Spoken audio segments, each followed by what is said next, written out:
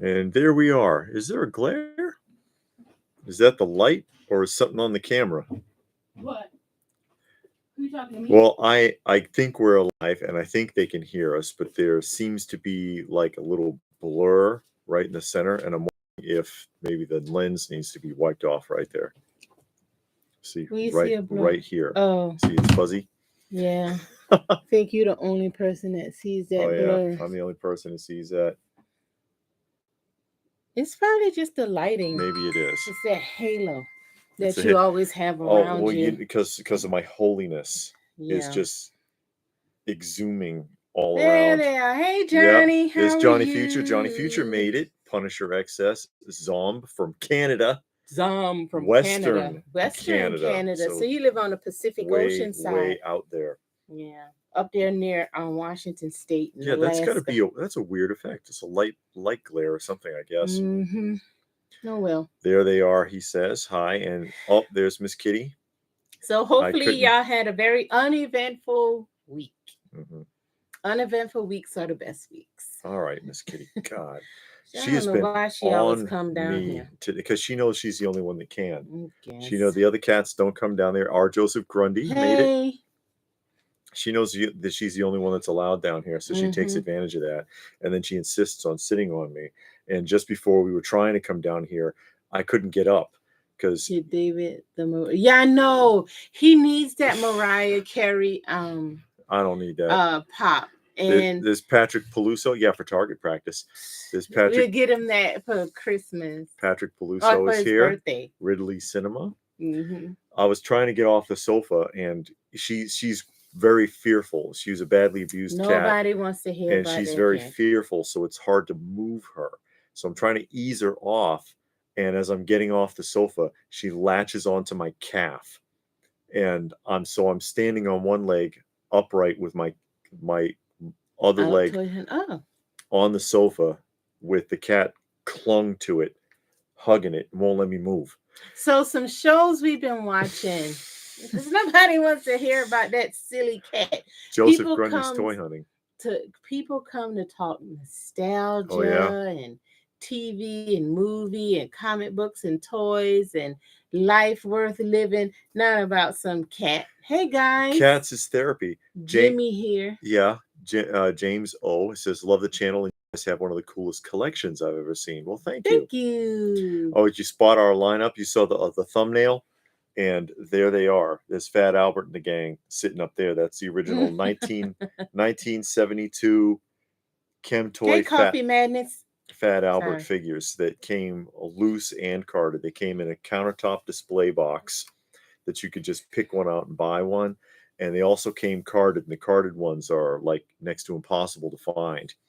Oh, these Lee Balmford. Hey, Lee and Ridley Cinema. Yeah. So some shows that we've been watching. What have we been watching? What have we been watching? We're watching this one show from what? That Russian zombie show. That's terrible. And it keeps getting worse. It's on YouTube. I already gave up on it. It's out of Russia. It's a zombie post-apocalyptic show. It has a different premise.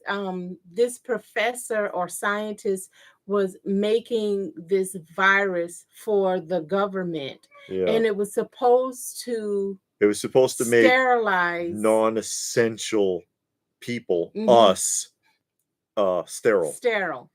And what they did is they captured 10 people, 5 males, 5 females, and they put them in this bunker, and they were supposed to release the virus in the bunker. But on the way to the bunker, they got into an accident and released it in the subway instead. And like all the men who were exposed died, and all the women turned into zombies because it was supposed to make the women infertile. Yeah. And Coffee says can't do the Russian zombie show. Tried but didn't make it. But the people on it are so boneheaded that it's hard to follow. And the sad part is, in real life, they'd probably be that dumb. People would probably be that dumb, but watching it is painful. It's not that that bad. I mean, I don't know. I try to stick shows out, and with the hopes that it's gonna turn a corner. Yeah. But it's called The Day After. It's on YouTube. Then we're watching another one called Salvage Marines, and that's on Crackle. Okay. And you know, that's the one is in a distant future. Yeah. And in that future, you have a debt. So everybody life is debt. A life debt that transfers to your next of kin. So If you your can't, wife or your kids. If you can't pay it off, it falls on whoever's left. And so they cure everybody's debt. But okay, we said hey to Lee. Yeah, out of sight. Hank Hackenbush. Okay. The fourth. No.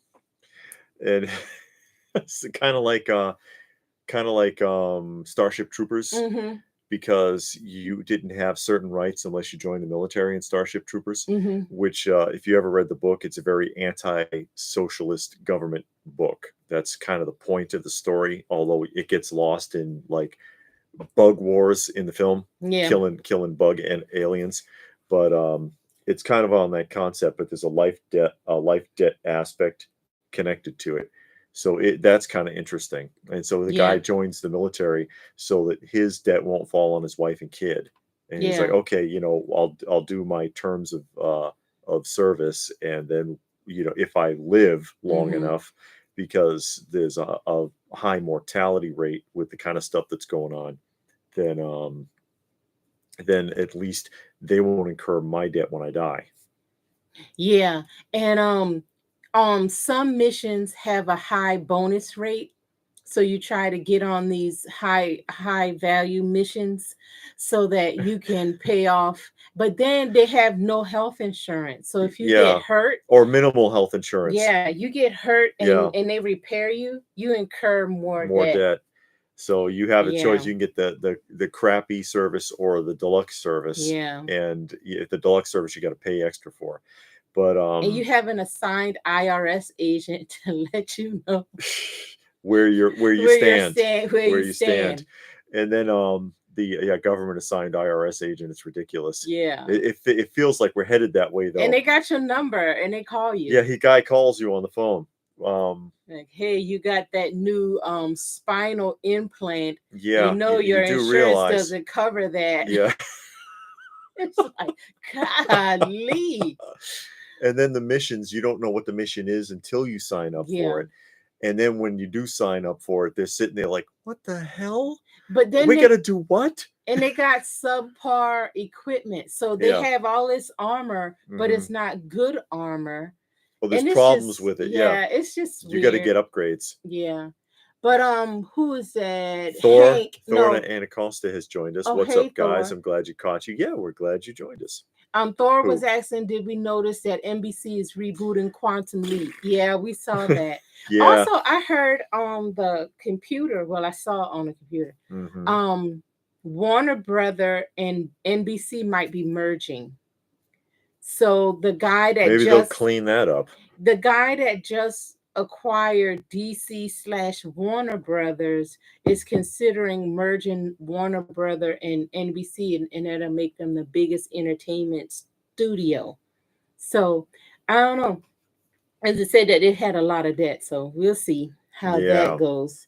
What's up, guys? I'm glad. Okay. Yeah. I picked up the season 2 of Little House on the Prairie. I never liked that show, even when it was on.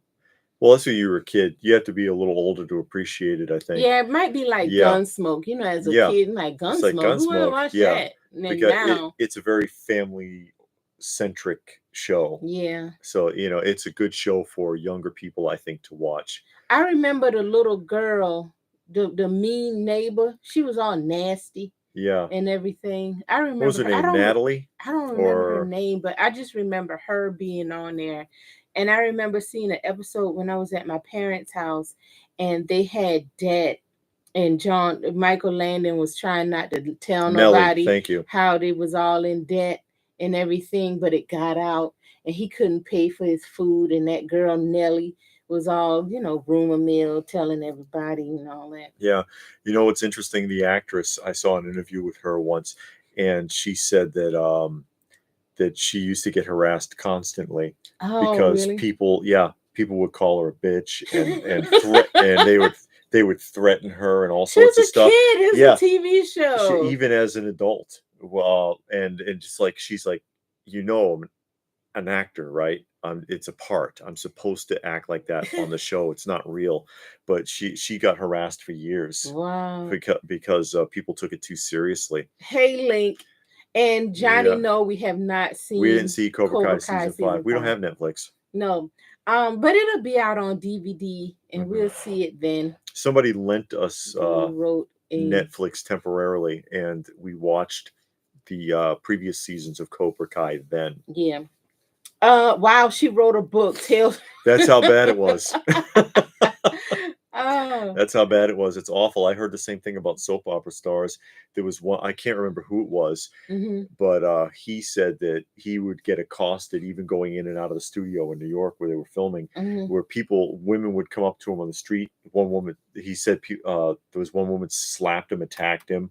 He would get hit, things thrown at him, people yelling at him for cheating on his wife and stuff. And it's like, it's a show. I'm not really doing those things. It's a script. Link says they're gonna remake Neverending Story. Yeah, no, just I hate when they do that stuff. I saw something about that.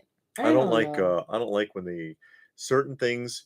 It's fine the way it is. Like we also heard. Here's your more rumor mill for you. They were gonna remake Taxi, De Niro's Taxi. Oh, with a woman. With a woman. Yeah, instead. I saw that. So and I'm like, that's a film. It's fine where it is. You don't need to do anything to Taxi. It's a classic. I hate when they Taxi Driver. Taxi Driver. Yeah, Taxi Driver. When they take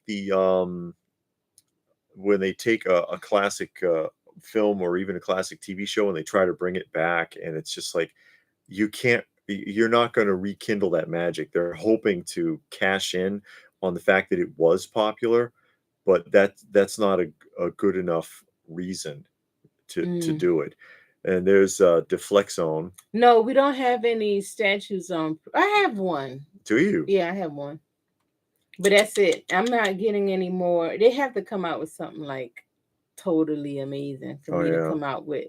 And then you never know if it's totally amazing because the photographs always look fantastic when you're looking at it on Sideshow or wherever. Yeah. And then when you get it in real life, you're like, I'm not. Is this microphone? I'm not feeling it. It's not blinking. Can y'all hear us good? I assume that somebody would have said they couldn't hear us. Yeah. Hank says the new Quantum Leap is not going to be good. I have a feeling the trailer look like crap. Yeah, the trailer looks like super action packed. The trailer looks like it's a wannabe Bond film. Yeah. Oh, that's what we're watching. That new Terminal List with the guy from Galaxy, Guardians of the Galaxy. Oh, I know. Yeah. I can't remember the name of the. Yeah, it's kind of like Jack Reacher, except that he is more intense. He's a complete bulldog on that one.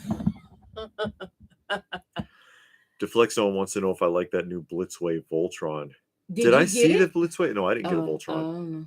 If I got Voltron, I think I would want the original Voltron stuff. But no, I don't. I don't think I've seen that. Was that Link says all because of strange things mentioned of the kids singing in the theme. Oh, you mean Stranger Things? What theme?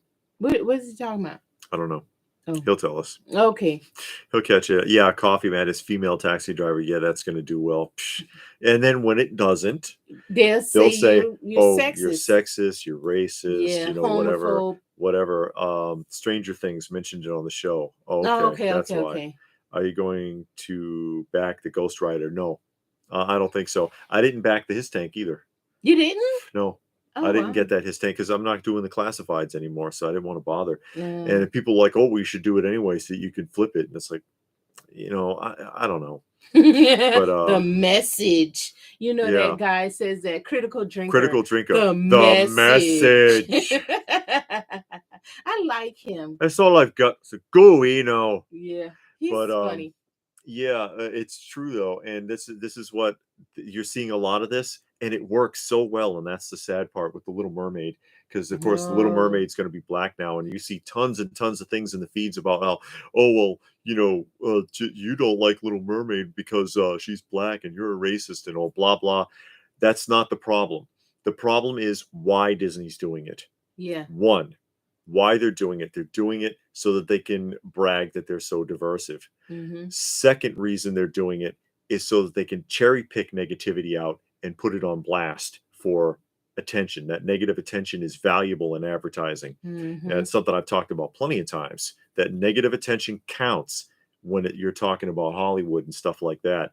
So, when, especially, what was it, Obi-Wan, and I can't remember the name of the character from Obi-Wan, that they didn't like her because she was that sister. They didn't think she was a third sister or whatever. They didn't think she was a good actress, and so they'll go through 100,000 comments in TikTok, pick out the 15 or 20 that are really nasty, showcase them, and act like that's the whole fan base and run with it. And that's just evil. But that's what they do. And God help us, a lot of people fall for it. Oh yeah. Johnny, what did you see there? Johnny Future. They're gonna redo Karate Kid as a full-length film. Yeah. I saw that this week too. And Deflexon was asking if we collect comic books and graphic novels. Yes. Oh yeah. We read comic books, collect comic books, read graphic novels, collect graphic novels. Yeah, we're into the comic culture as well. Yeah. Not modern stuff. I got a couple. Mostly vintage books, but yeah, I'm getting a Batman One Bad Day run, and that went from August and it's going to go through March. So I'm gonna read that. Yeah, I'm collecting that, and I'm gonna read that. And then the guy that played the Riddler in the new Batman movie, the one that just came out, he's writing a book about Riddler Year One. I think it's supposed to be 6 issues. I'm gonna read that. I'm gonna get that just because I'm interested to see what it's about. And then it's one that came out, Batman Gotham at Midnight. I'm interested in seeing what that's about. But as far as every new book out there, no. But it's a few. If it looks interesting, I'll read it and say, okay, I'll continue. But or just read a part of it, like the first book or something. And if it doesn't catch me, then just drop it. Yeah. But, but not so much new books. We read a lot of the older stuff, but we do collect comics. Hank says that I can't see none of it. McFarlane might be doing an 89 Batmobile, and that's possible because he's already done, he's already done the 66 stuff and the superpowers stuff. Superpowers. Seems like all he do is Batman. That's the next logical choice. Yeah. Would be the 89. And Out of Sight wants to know if you got the very last Man Thing from Mondo. Yeah, the sketch edition, the black and white one. I did order it. It's out, but I haven't gotten it yet. And I checked my account on Mondo, and it just says unfulfilled. So, they got my money. So, I guess I just have to wait. It's not like I'm in a rush or nothing. But yeah, I did order it, that black and white one, and I got the Joker along with that to go with my Batman, because I did get the 1/6 scale Batman from Mondo, some animated series. Yeah, the animated series. So they came out with the Joker, so I got that to go with them. So I guess they're waiting for the two, but Mondo don't ship things together, not unless they changed. But that's what I'm figuring. Yeah, they never ship anything together. And Johnny wants to know if we found any good comics at that antique store. Actually, we did. Yeah. They're not down here. No. We found a couple of things. The bundles, it's like it was a good comic on top and the rest was junk, which I kind of expected that. Yeah. Unfortunately, that's what they do. But the one that was on top was ISIS #2. And I have ISIS #1, and ISIS #2 is a tough one to find in good condition because it's mostly black cover. So it usually looks like crap. The book is pretty dirty on the back, but I can clean that. So I went ahead and we got some stuff. It wasn't so bad. Yeah, but got I House of Mystery. I wouldn't make a habit of it though, because Yeah. usually the malls, when you go to the antique malls, it's overpriced. Yeah. And if there's bundles, it's going to be mostly, if not all, garbage in those bags. It's going to be like 50-cent bin books, but they're going to put like a primo price on it. Yeah. Yeah. But I mean, we did get a few that were good. So, but it is worth going, and when you see them, just flip through it, because you might see some onesie twosies that you like, or that's interesting. So that mall actually had a lot, and as far as comics, it was mainly from one dealer. He had more than one booth. Yeah, but it was a couple of booths that had comics. So.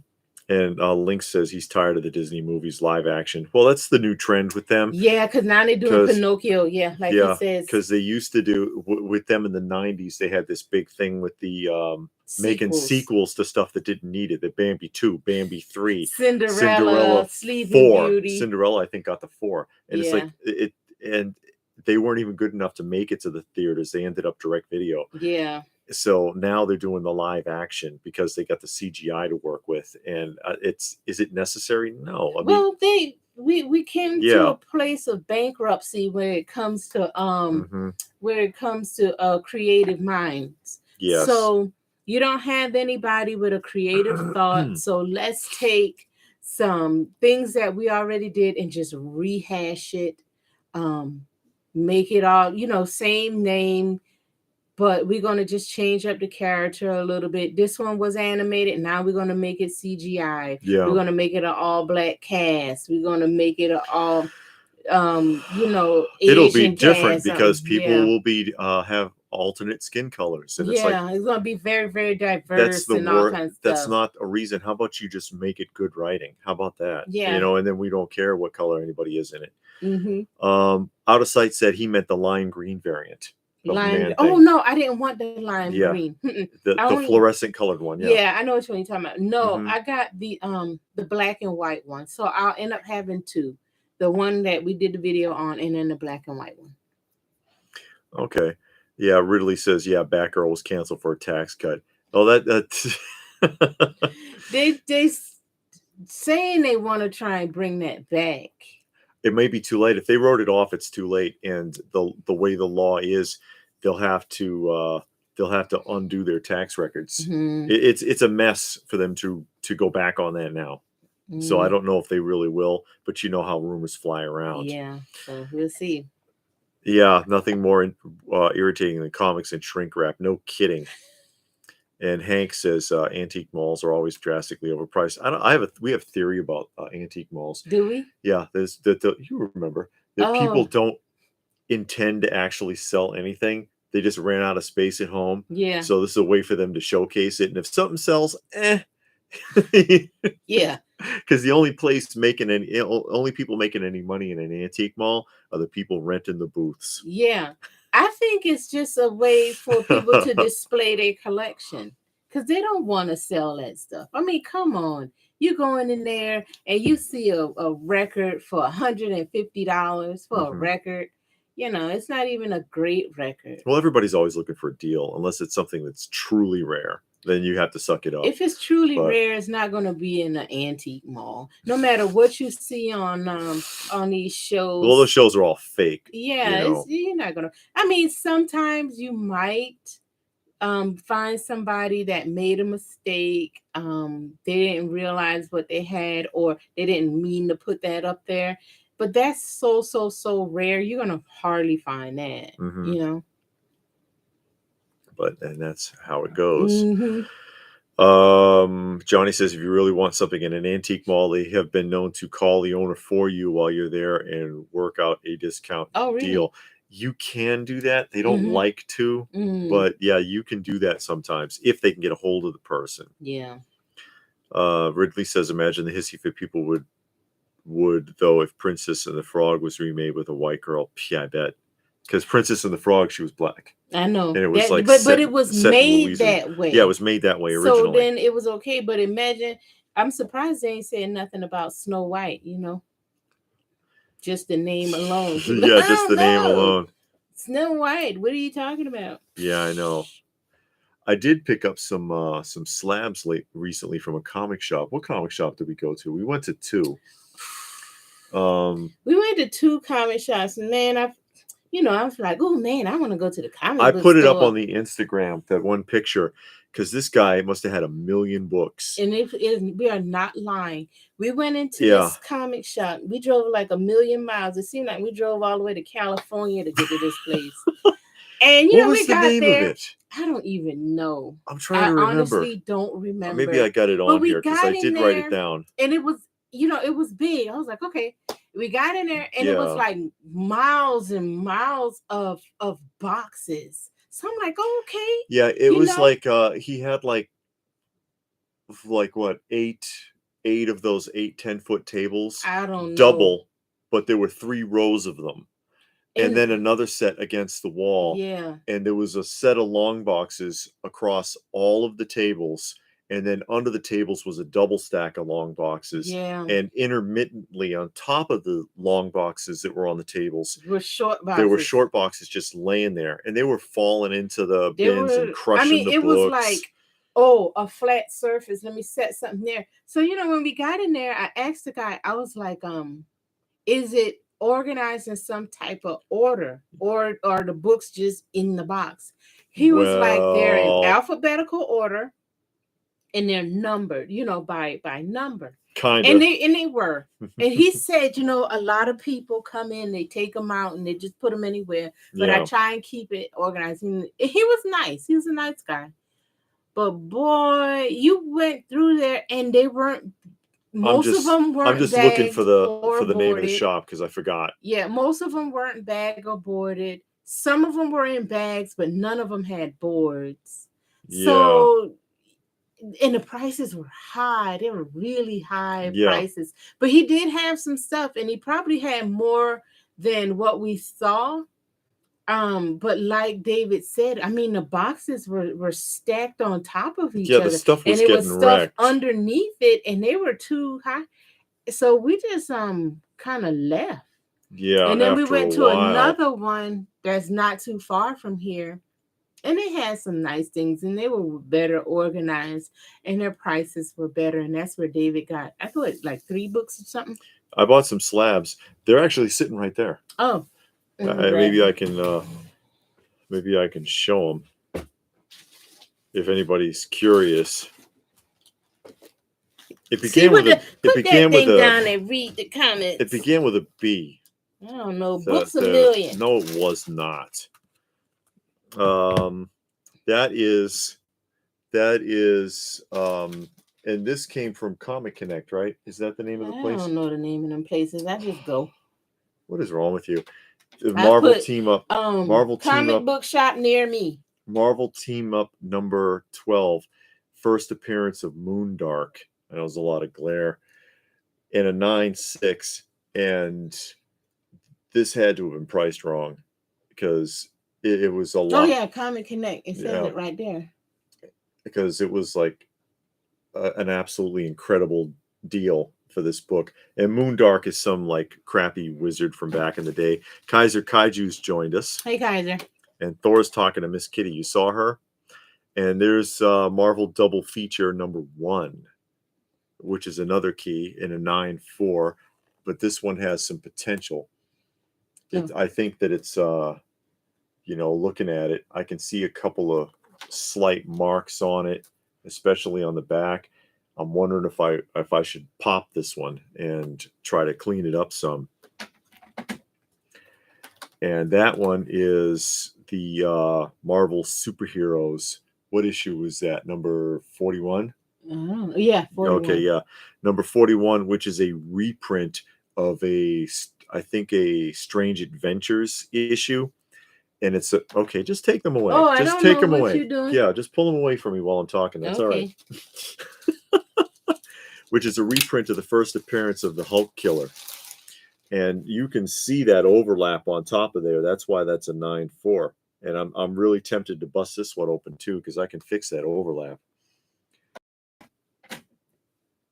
And then this one is excuse me, what's Strange Tales 178. Yeah. And that's the first appearance of the Magus, who is the opposite. He's like a total opposite of Adam Warlock, his evil twin, if you will. And so that's actually a really desirable book. Okay. I'm be all upset because I moved it too quick. Well, I mean, you were snatching them away, and I was still going. If you really want something in the... Oh, yeah, okay, you read all that. Thor wanted to know, what's that about Spider-Man and the werewolf? It was a Marvel team-up. Oh, Marvel. Yeah, and of course, like I said, that was the first appearance of Moondark. It was just a really crappy sorcerer. He's not like Doctor Strange level sorcerer. He tangles with Spider-Man and who else? Ghost Rider, a couple of people. And the kid with the Kung Fu grip. Hello. Oh, hey. Thanks for joining us. Ridley says, how are you going to occupy yourselves in the apocalypse? I guess you guys got plenty of toys to play with. Yeah, and plenty of comics and other things to read. We'll just find a way to run the record player. Yeah, we're going to have to use that crank. Kaiser wants to know the best way to mount comics on the wall. Don't. Because I've seen it all. I've seen the anchor bolts, because, you know, you're putting something in the sheetrock, so they want to, you can't hang it because it's too smooth on the back. Yeah. Unless you put it in a frame, and then you can put it on a hook if you want to do it that way. But that frame is expensive. It's about as expensive as getting the thing graded. Yeah, it's like $20 a frame on Amazon. The frame, the slab frames are expensive. I've seen people where they use the anchor bolts, like the kinds you use for mirrors, and they put like 4. Now you're putting 4 big holes in your wall. I've also seen the sticky tack or the Velcro. We seen the guy on YouTube do that and rip the hole in the wall because he wanted to switch them out. Because you're actually, when you do that with anything, not just comics, you're sticking it to the paint that's on the sheetrock. What's going to happen? Eventually, the weight's going to pull it off. And it's going to hit the ground. You bust your slab and make a hole in the wall. We found a method that we're going to try, and it's these rail systems that you get from Home Depot. That's really cheap. Yeah. And you got to organize them together, and then you put the books in between them. Now you do have to mount that to the wall. Yeah. But you can mount that in the studs. Yeah. At least it's not going anywhere. Yeah. And it's called J channel. J channel. And it's actually for something you attach to gutters, but or to soffit. But we're going to when I put that together, we're going to film it so you can see what we're doing. But it's some videos we've seen, and it looks pretty good when it's done right. So, and you can slide your books in, and then you got to leave space to get them in and out. Yeah. But the books won't fall forward, and they won't fall out because you got something on the top and bottom holding it. Where are you now?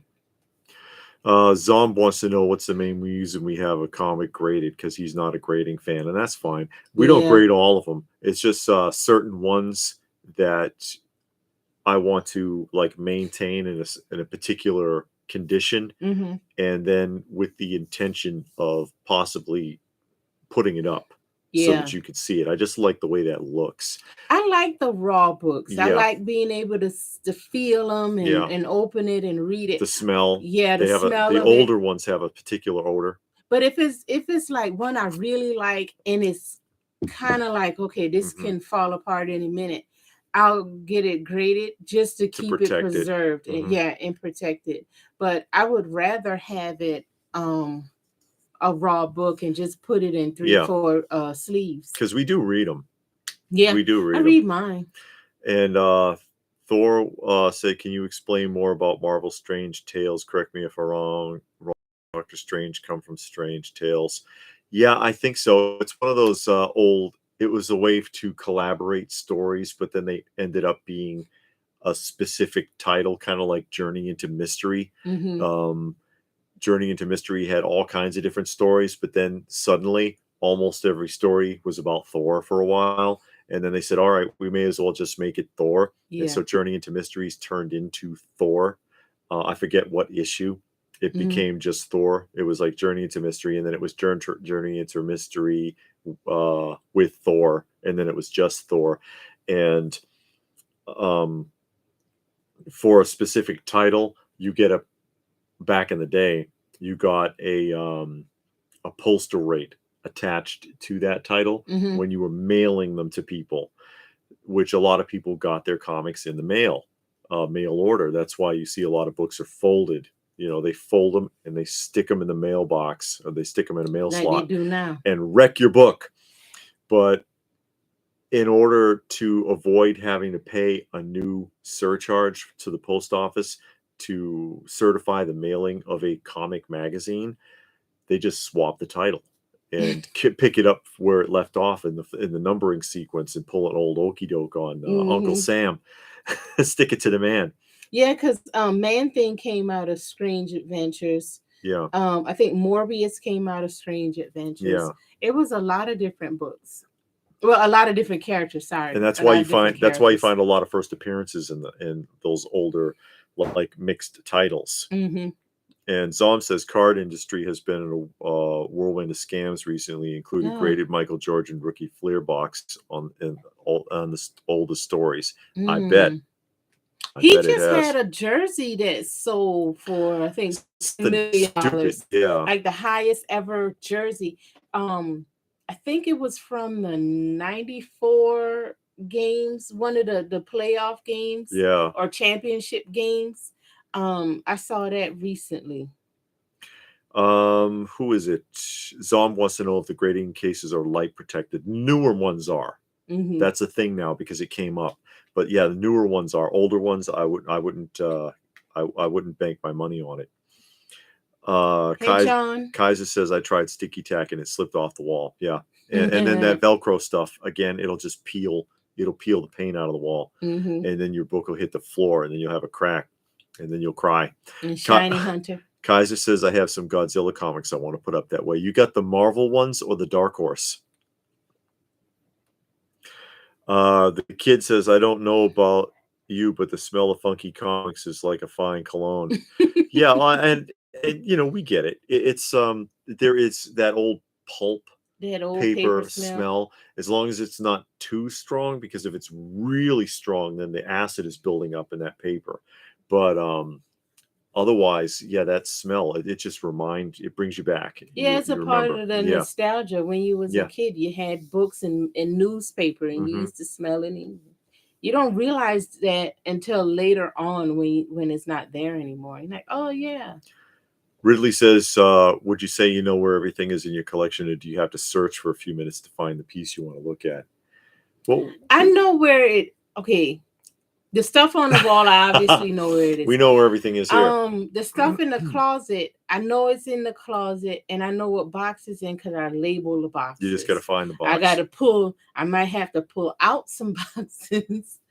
But yeah, I do know where everything is. And then it helps to label the boxes and totes. Yeah, and then also I keep a database of everything. Because I remember I had a figure and I couldn't find it, and then I was like, well, maybe I didn't get it, and then I looked on my list, my database list, and I was like, no, I gotta have it because it's on this list. Then I looked at one of our unboxing videos to ensure, and it was on the unboxing, so I knew I had it. Yeah. So then I had to go pulling things out of the closet. Then I found it. Let me see. Hank says, David, what do you think of storing my loose vintage Joes in Plano tackle boxes? That way they are protected. I've seen that. Yeah. Well, the tackle, in the box. And then, the tackle box has that shelf.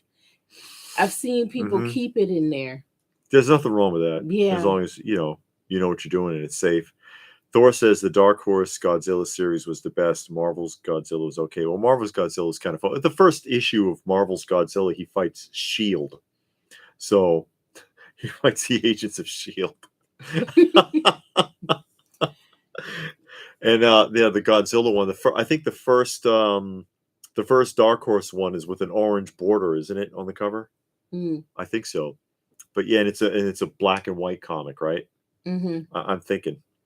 Johnny said just put the slabs on the shelf and rotate them out regularly. Yeah. On these shelves, you mean? I want to set up something special for them. But yeah, if you got a lot, you want to rotate them. Who is that comic geek? Comic geek. Man, that dude got so much books. Yeah, he wrote. Every time you see the video, it's different books. Yeah, he rotates them out, and it's all like Golden Age, Atomic Age, Silver Age stuff. Yeah, he got some new stuff, and he collects the new stuff because of the comics. But he says he don't read it because the stories aren't that good. But he collects for the covers, and I like to collect some books for the covers. Yeah, because sometimes the covers are just really good. Yeah, that's true. Then I'll read it to see if the book is any good. So sometimes it is, sometimes it's not. Now Ridley says, any production errors you could show off? I don't think we have any production error comics, do we? I don't think so. I don't think so. How's your back coming? Your physical therapy? Oh yeah, Ridley, he has. That's right. Well, he stopped with physical therapy, so he's on his own. He on his own now. Zom says used to love going into the older comic shops and the smell. Yeah, as long as it's not too much moisture. You got to keep that dehumidified because that newspaper smell will turn into a mildew smell if you're not careful. You get a similar smell with with the sleeves from old vinyl records. Yeah, actually, yeah. Johnny says he has a lot of his collection on an Excel spreadsheet. That's what I have mine on an Excel spreadsheet. And then every time something new comes in, I just immediately put it in there. I don't let it pile up because then you forget. And then you get like, oh man, I don't want to put all this in. So you do it as they come in. But yeah. Zom says, I guess a person could use those plate holders on a shelf to display comics in cases. You could, as long as they're not the folding ones. Yeah. Because if they're the folding ones, those slabs are actually kind of heavy and it makes them try to close. And then, if it closes too much, the book's going to topple one way or the other. But the ones that are static, you could set them on a thing like that. Ridley says, hopped up on pills every time I get out around town. Some days are better than others. I just got to live with it.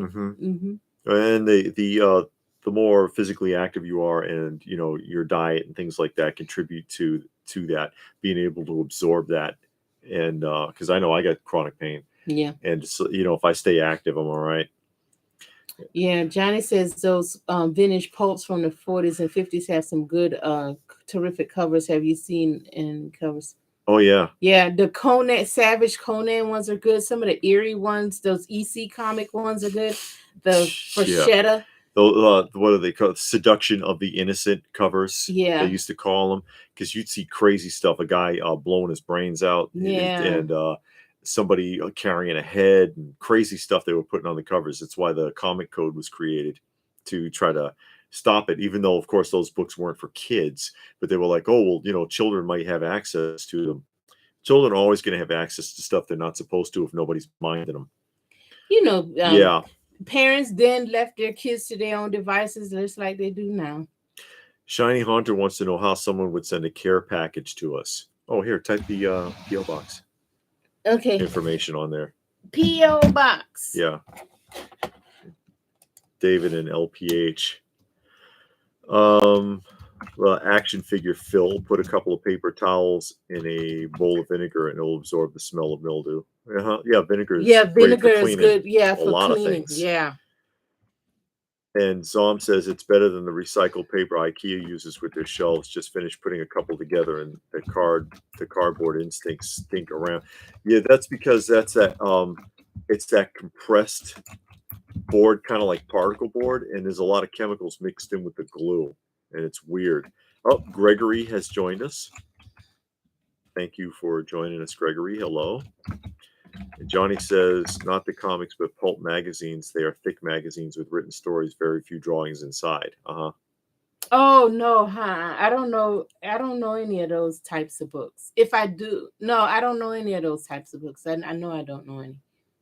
So no. Hey, Gregory. You typed the address of the post office. instead of the post office box.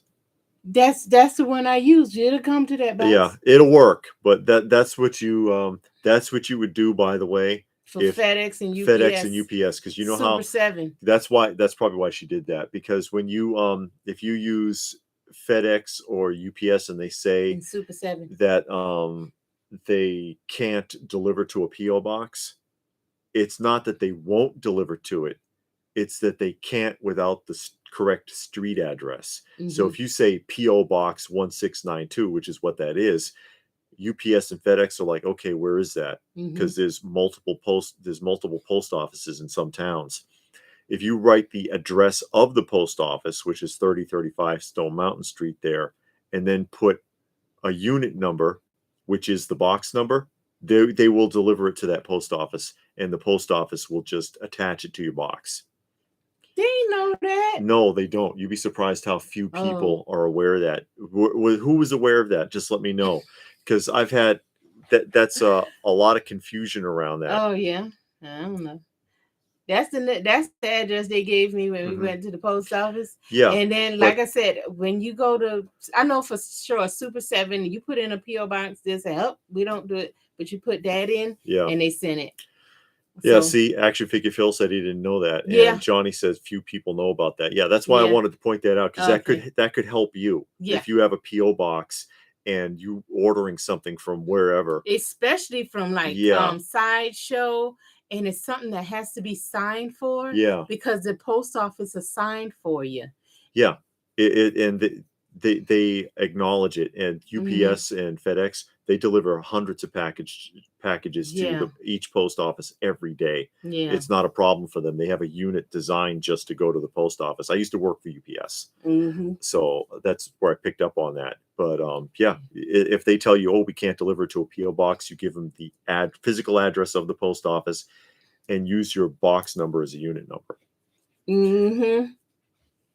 Yeah, he says don't write box. Make sure you do not put box. Put unit. Yeah, number or unit or something like that. Yeah, Thor didn't know either. But yeah, that's fine. Now you know, and knowing is half the battle. That's true. The other half is shooting all over the place and missing everything. Because in some neighborhoods, thank God not ours. Some neighborhoods, man, you don't want a package delivered. Yeah, but in this neighborhood, we passed by this house because we go walking in the neighborhood. Yeah, we passed by a house on Monday and it was a package. We passed by again on Thursday. That package was still there because they weren't home. Yeah, but nobody's gonna go and pick up your package, and we live in a good neighborhood. I'm grateful for that. But I lived in some places, boy, you let that package sit on your thing while you at work and come home and it's gone. Ridley says they finished watching Avengers Endgame and they've seen it a handful of times and cry. Why? Because of Tony Stark? That upset a lot of people. Was that me? I don't know. Yeah, it had to be because my volume. Because I do have an auction coming up that I wanted to see if I could catch real quick. I'll try to be mindful. Gregory says, out of room with collection, agree with you, quality, not quantity. Yeah. You got to cherry pick. I mean, and it's hard. That's one thing that caused me to stop with my collecting or put the brakes on it, because there's so much stuff out there and they're not good, and they're not good quality stuff. Newer stuff, especially. Yeah, even the newer stuff, and even the high dollar ones or the higher end. You say, okay, well, I'm gonna get into collecting and I want a higher end figure, and you get it, and you got to jump through all these hoops just to make the thing move around and do all that. After waiting like 2 years for it. Yeah. And then the quality's not what you expected. Does the sculpt is different from the prototype. Yeah. Who asked me about the Tom Baker Doctor Who a little bit ago? Did you ever get that? No, it's been delayed again. But I wanted to make a point about it. Who asked me about that? Chime in real quick, because I saw that earlier and I didn't get a chance to say anything, and it just popped back into my mind. Ridley says Chippendale Rescue Rangers is on Blu-ray now. Oh, is it? I want because I got part of DuckTales. Oh yeah, that's right, on DVD. On DVD, but I don't have the whole thing. I want the whole thing. Johnny says the post office he used to be at, the box number zip code was different from the actual zip code of the physical building of the post office, even though it depends on the size of the post offices. If it's is it a really big one? Because sometimes they are zoned with their own private zip code. Yeah, because we got 2 in our area, and it's a little small town. But one is gigantic, and the other one is kind of small. Yeah, and the one that's small is the one that's always jammed.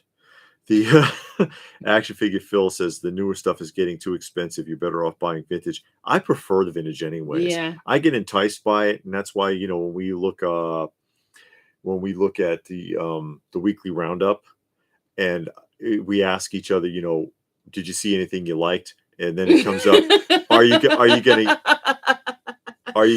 John McJunkin. I'm gonna read it. I'm gonna get it. Are you gonna get it? And we're like, nah, we don't want to jump off on it. Yeah, Ridley, buy it now is often a lot easier to deal with. Yeah. Okay, so John said, thanks a lot. I was using the P.O. box address thing to confuse my in-laws so they wouldn't come over. Are they watching? Now you've ruined Thanksgiving. Where you going, kitty?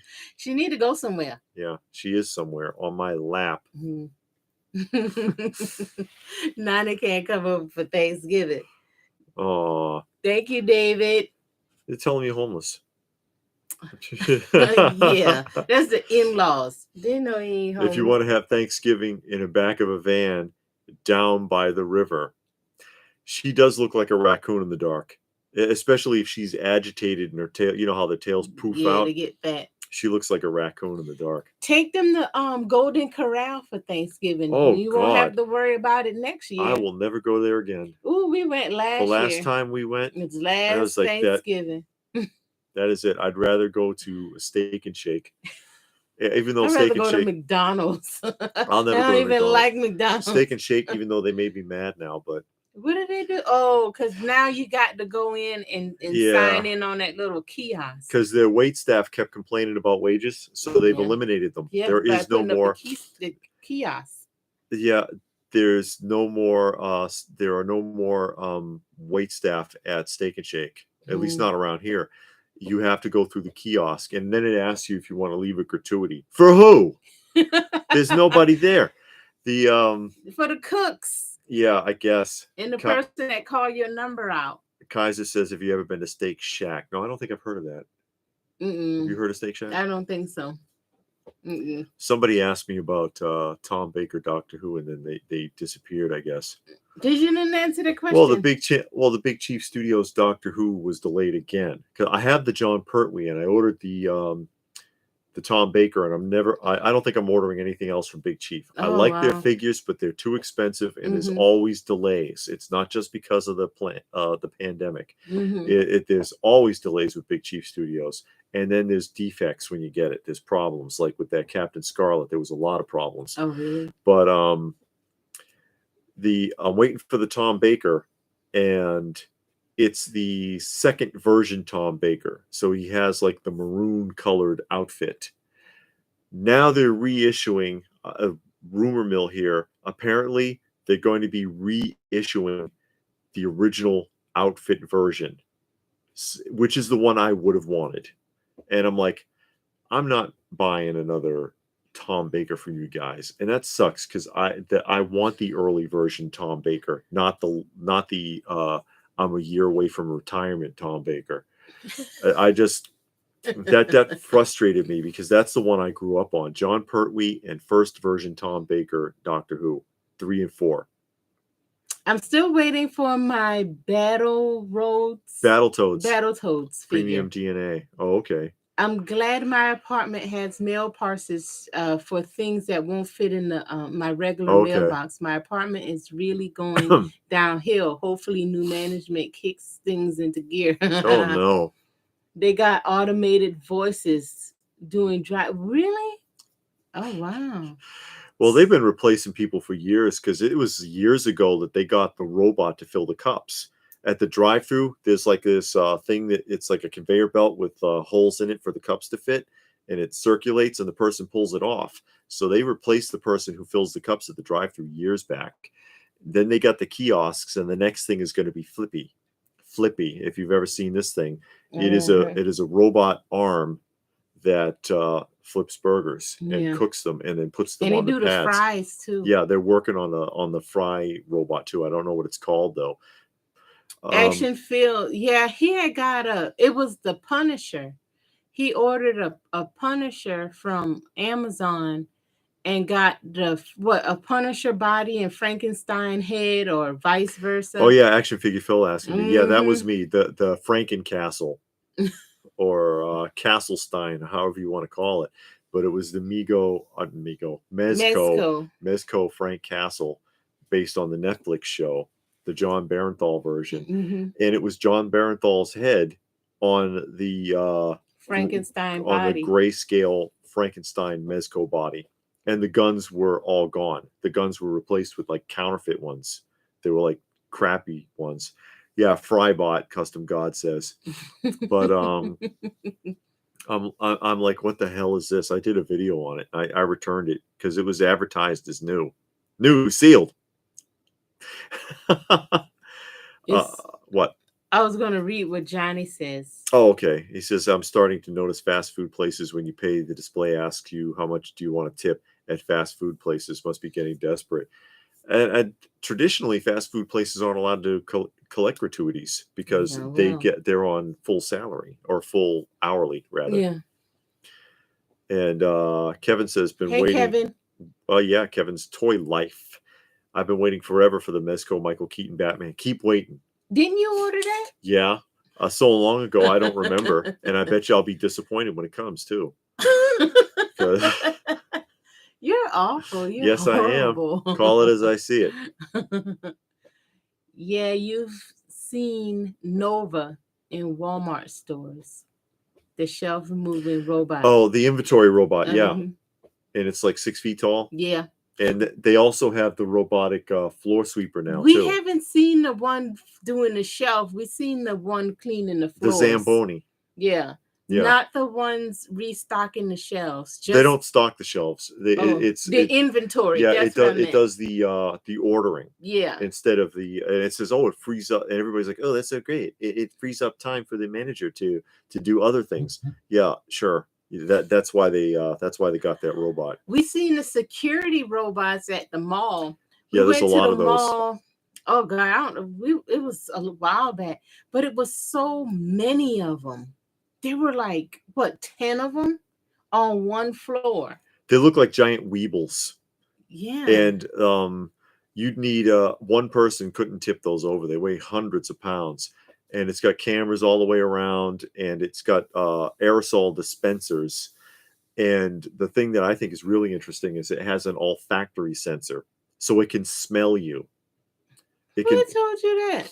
I read the thing from the company that makes them. I think it's called, I forget, K-Bar or something like that. Why does it need to smell? It smells. It identifies odors. For? I don't know why, but they made a big production out of the fact that it has olfactory sensors, and I don't know why. And then if you think you're going to vandalize one of these things, watch out, because there's an armed patrol in that mall too. Remember? Yeah. These look like a SWAT team. They are there to protect those robots. Well, if you mess with one of those drones, they're going to come running. But I mean, they're walking around with full tack and strapped up, and it's like, holy crap! Why do you need both? Why do you need the robot and the security guard? But at that mall, somebody did get shot at that mall. Yeah.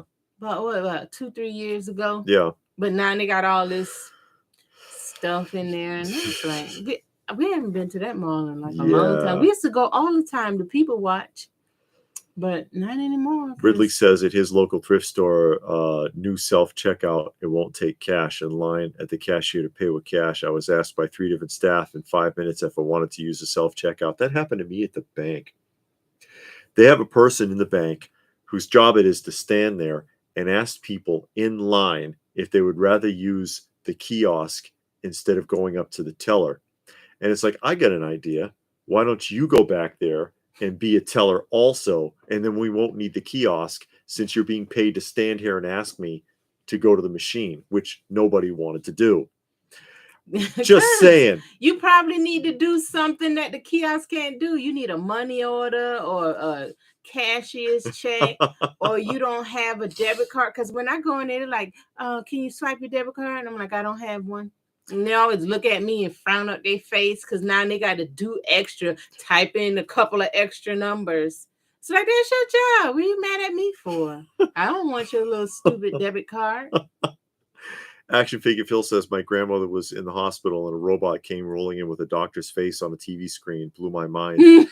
I've heard of that. I've heard of those. It's like a platform with a stem that's about 4 feet tall, and it's got like a monitor that projects forward like this. Is that correct? And it kind of wobbles. What is like, all of that about? That's what it does, because it's on a stem. So when it drives, it goes like that. Am I wrong? Tell me. You do all kind of weird things when we get on this video. I'm not chat. weird. I'm weird anyway. I Johnny know. says, security robot, take a photo of that next time. Put it on your Facebook. He did take a Didn't you take pictures? You can it's not that hard to find. But I think he did take pictures when we were at the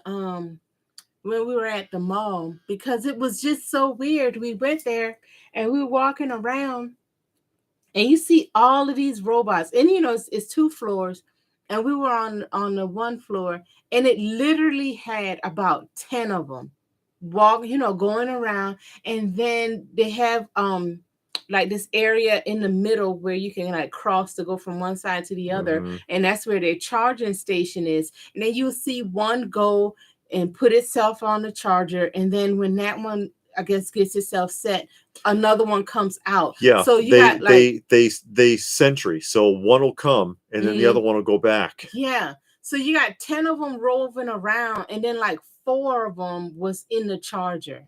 And then you got all of this police officers in full battle gear walking around. Yeah, it looked just like that. And the thing's like 400 pounds. You're not moving that. You know, it's like 5 people tackled it. They could pull it down probably if it doesn't spray tear gas all over them. But that's what this thing does. And it rolls around, and I guess it monitors people. It watches them. They said it can scan up to 300 license plates a minute.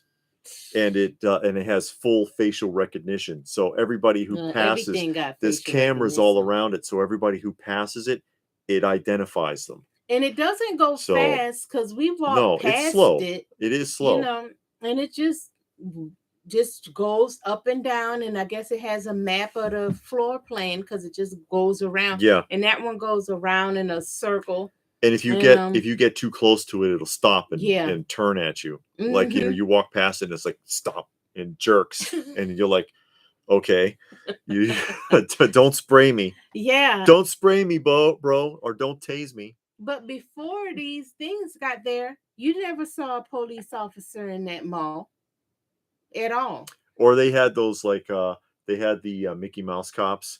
You know, that's the one, the glorified security guard. That's the one at the jewelry store with the white shirt and the plastic. They got the big utility belt, but there's like nothing. Segway, because they riding around. They're not allowed to be armed. Yeah. And then suddenly that's gone, and we got guys that look like they're from a SWAT team. You remember the guy with all the magazines? He had 3 pistols and like 20 magazines, and they were big ones all around, and a taser locked on there on a full harness with plates. And it's like, holy crap, what are you expecting? What's going to go down here? Should I just go home now? Yeah, Kaiser says, wait until Terminators stand in front of mall security. Yeah. Or the RoboCop. Yeah. But it's crazy. I mean, we quit going to the mall. I'm like, why you need to go if you got to do all that? But I mean, I know somebody got shot at that mall, but people get shot at that mall all over the place a couple of times before that, and they didn't do all that. So I don't know, but whatever. Who is it? Just joined us. Reston's Last Stand. Oh, hey, Reston. Sorry, I'm late. Oh, you're gonna get 2 demerits for that. Okay. John says, I use my old remote dustbuster vacuum to bring me pizza from Little Caesars. Oh, do you? That's coming too, because they're experimenting with that in China right now. What? They're getting rid of the Uber drivers and replacing them with drones. So KFC is at the forefront of that in China, where they've got like this mobile. It's like it looks like a minivan, but it's like 4 feet tall, and it's got all these slots on it, and it has a list of addresses. They fill it up, let it go, and it drives around and unloads the doors to people's locations. And they get another one that's a flying drone that drops off a bag. And so, because they figure, Uber Eats, DoorDash, use it up while you can, because it won't be here too much longer. That's a shame. And that's what the 5G is really for, because I was watching a thing on that some time ago. The real purpose behind 5G, they said, they lied to you. It's not so that you can watch your basketball game on your phone. The 5G is to interconnect drone traffic. So that's the real purpose behind it. They just told us we'd get better phone service. Actually, the phone service is kind of worse now. Let's get back to the questions at hand for nostalgia. Yeah, I know. Well, Johnny says that people get used to it. Yeah, they will. Little Caesars, huh? Little Caesars pizza. They get, how much are they now? It used to be just $6. It used to be just $5. Yeah, they $6. And it's a $5 pizza. It's a $5 pizza. Let's face it. Hey, in a pinch, you'll have to wait and wait and wait. The one in Illinois was notorious for that. They'll line out the door, hot and ready, my ass. You're there like 25 minutes. I may as well have gone and gotten a real pizza somewhere. Oh my God, I don't believe you half the time. Johnny wants to know, what coffee cup is that? This is the 1-800-FRIENDS. Will you be my friend? 1-800-FRIENDS. I wonder if that phone number actually works. See, and then the cord goes around to the little phone handle, so you can, hello. Why did you ask him that? He wanted to see what coffee cup that was. Oh my God. Ridley says, with a minority, most of humanity doesn't question. Yeah, maybe just Americans. No, it's everywhere. People don't question. They just do whatever. They just do whatever, unfortunately. Does that number work too? I don't know. I don't know if the number still works. It's literally 1-800-FRIENDS. You could try it. Yeah. You dial it up and see if it works. You know what's funny is that one commercial where the girl is talking about, is it a Geico commercial? And bignaturaltoes.net. Oh yeah. Yeah, the girl says, I hope I don't have to go back to selling pictures of my feet. But if you're curious, if you're curious about that, bignaturaltoes.net, like that in the commercial, that is an actual website.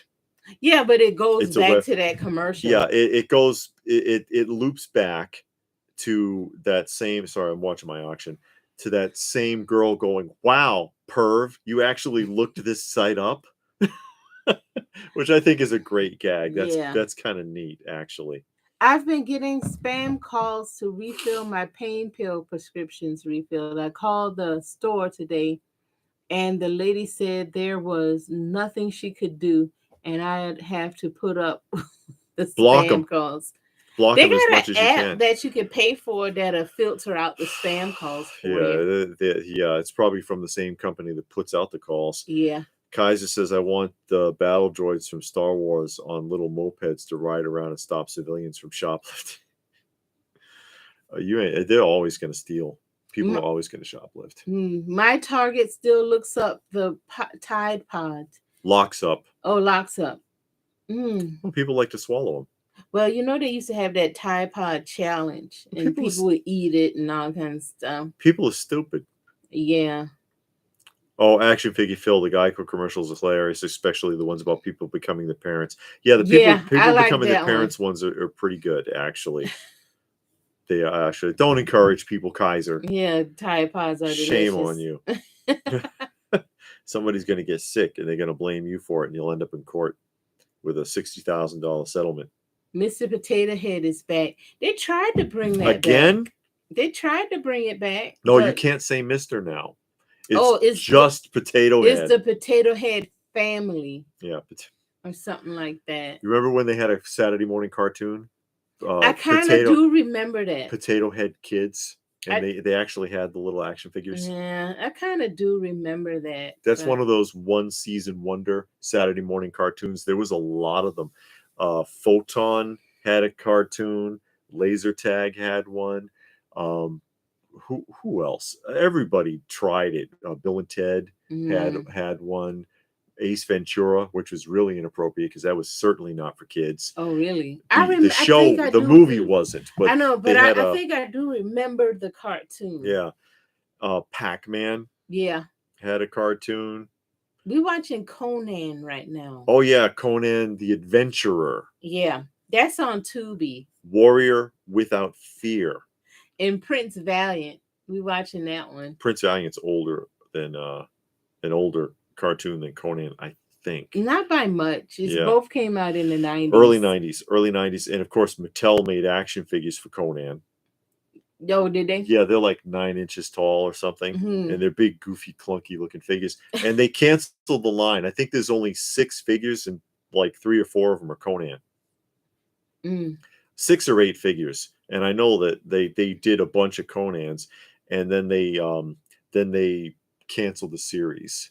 Even though Conan ended up in 2 seasons, didn't it? Yeah. It was an after-school show. It was not 2 seasons. It was not a Saturday morning show.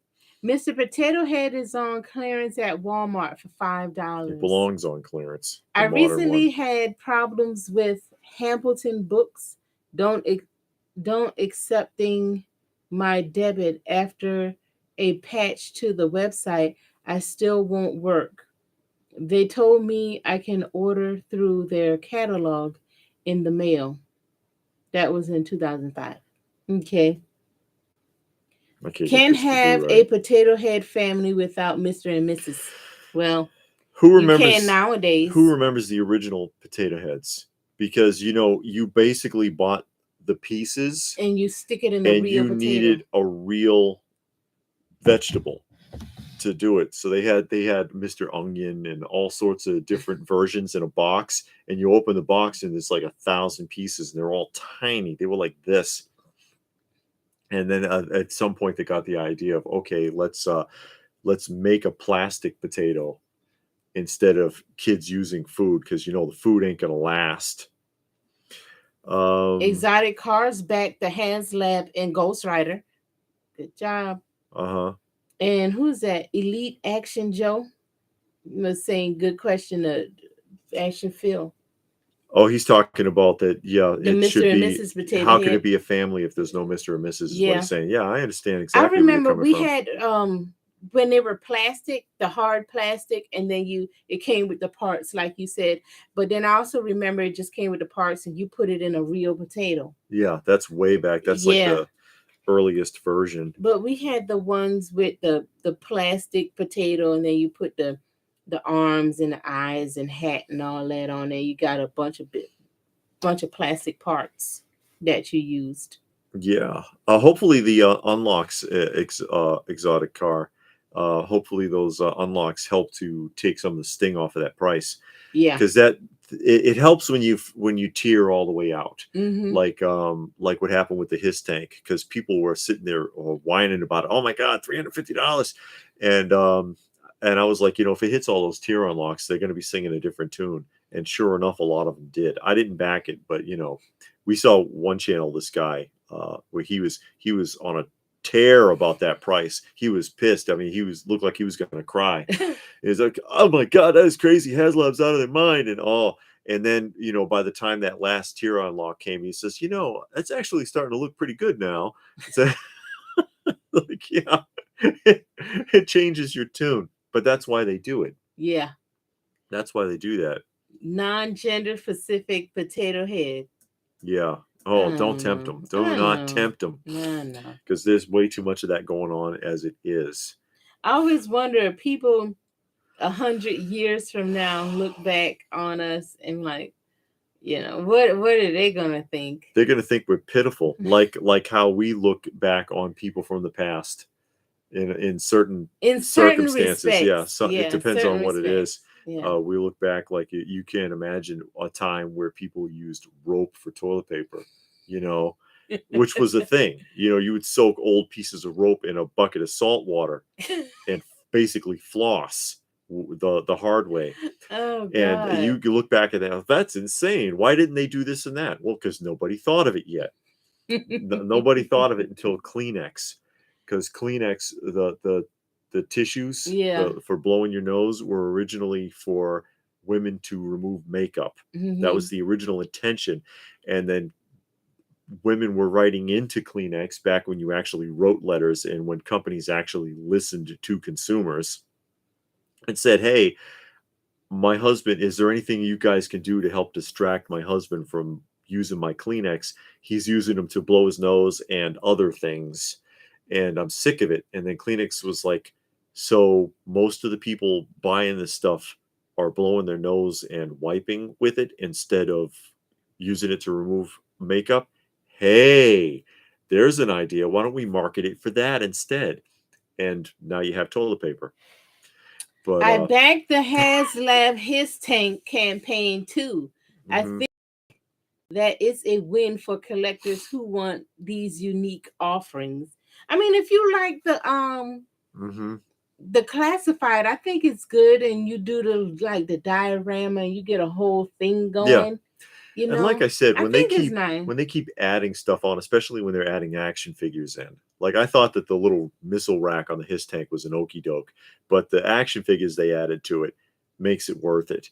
And the first unlock, the early bird bonus is another figure already on the Ghost Rider. So it's like, yeah, if you're gonna do it, do it.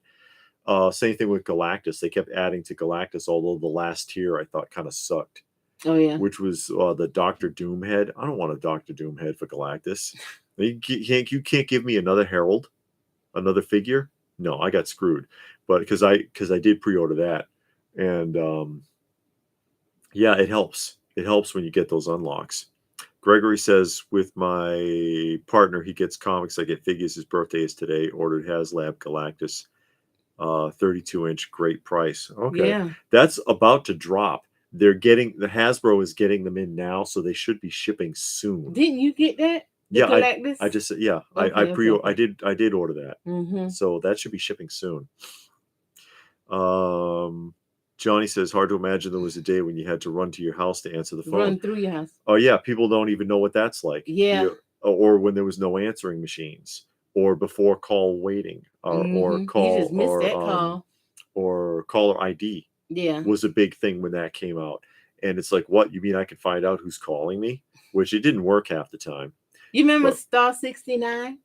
Somebody call you, you didn't know who, you could star 69 and they'll ring them back. Yeah, that's right. You could reverse the call back to when you didn't know who was calling. Yeah, or they had their number, because you could block your number, and they had all these different codes, pound this, star this, and it did all kind of things. Yeah, you had to know what the codes were. Yeah. And when the phone book, remember those? The phone book would come and it would have a list of those codes on one of the pages. The phone books were actually pretty useful. Yeah, it had street maps of your town. It had maps. It had all sorts of instructions. There was a lot of useful information in there besides just phone numbers. Although they kind of okey doked you with that too, because if you wanted to be unlisted, you had to pay an extra $5 a month. Otherwise, your name was in that book. So if you didn't want people to be able to just flip through and see your name and address, then you had to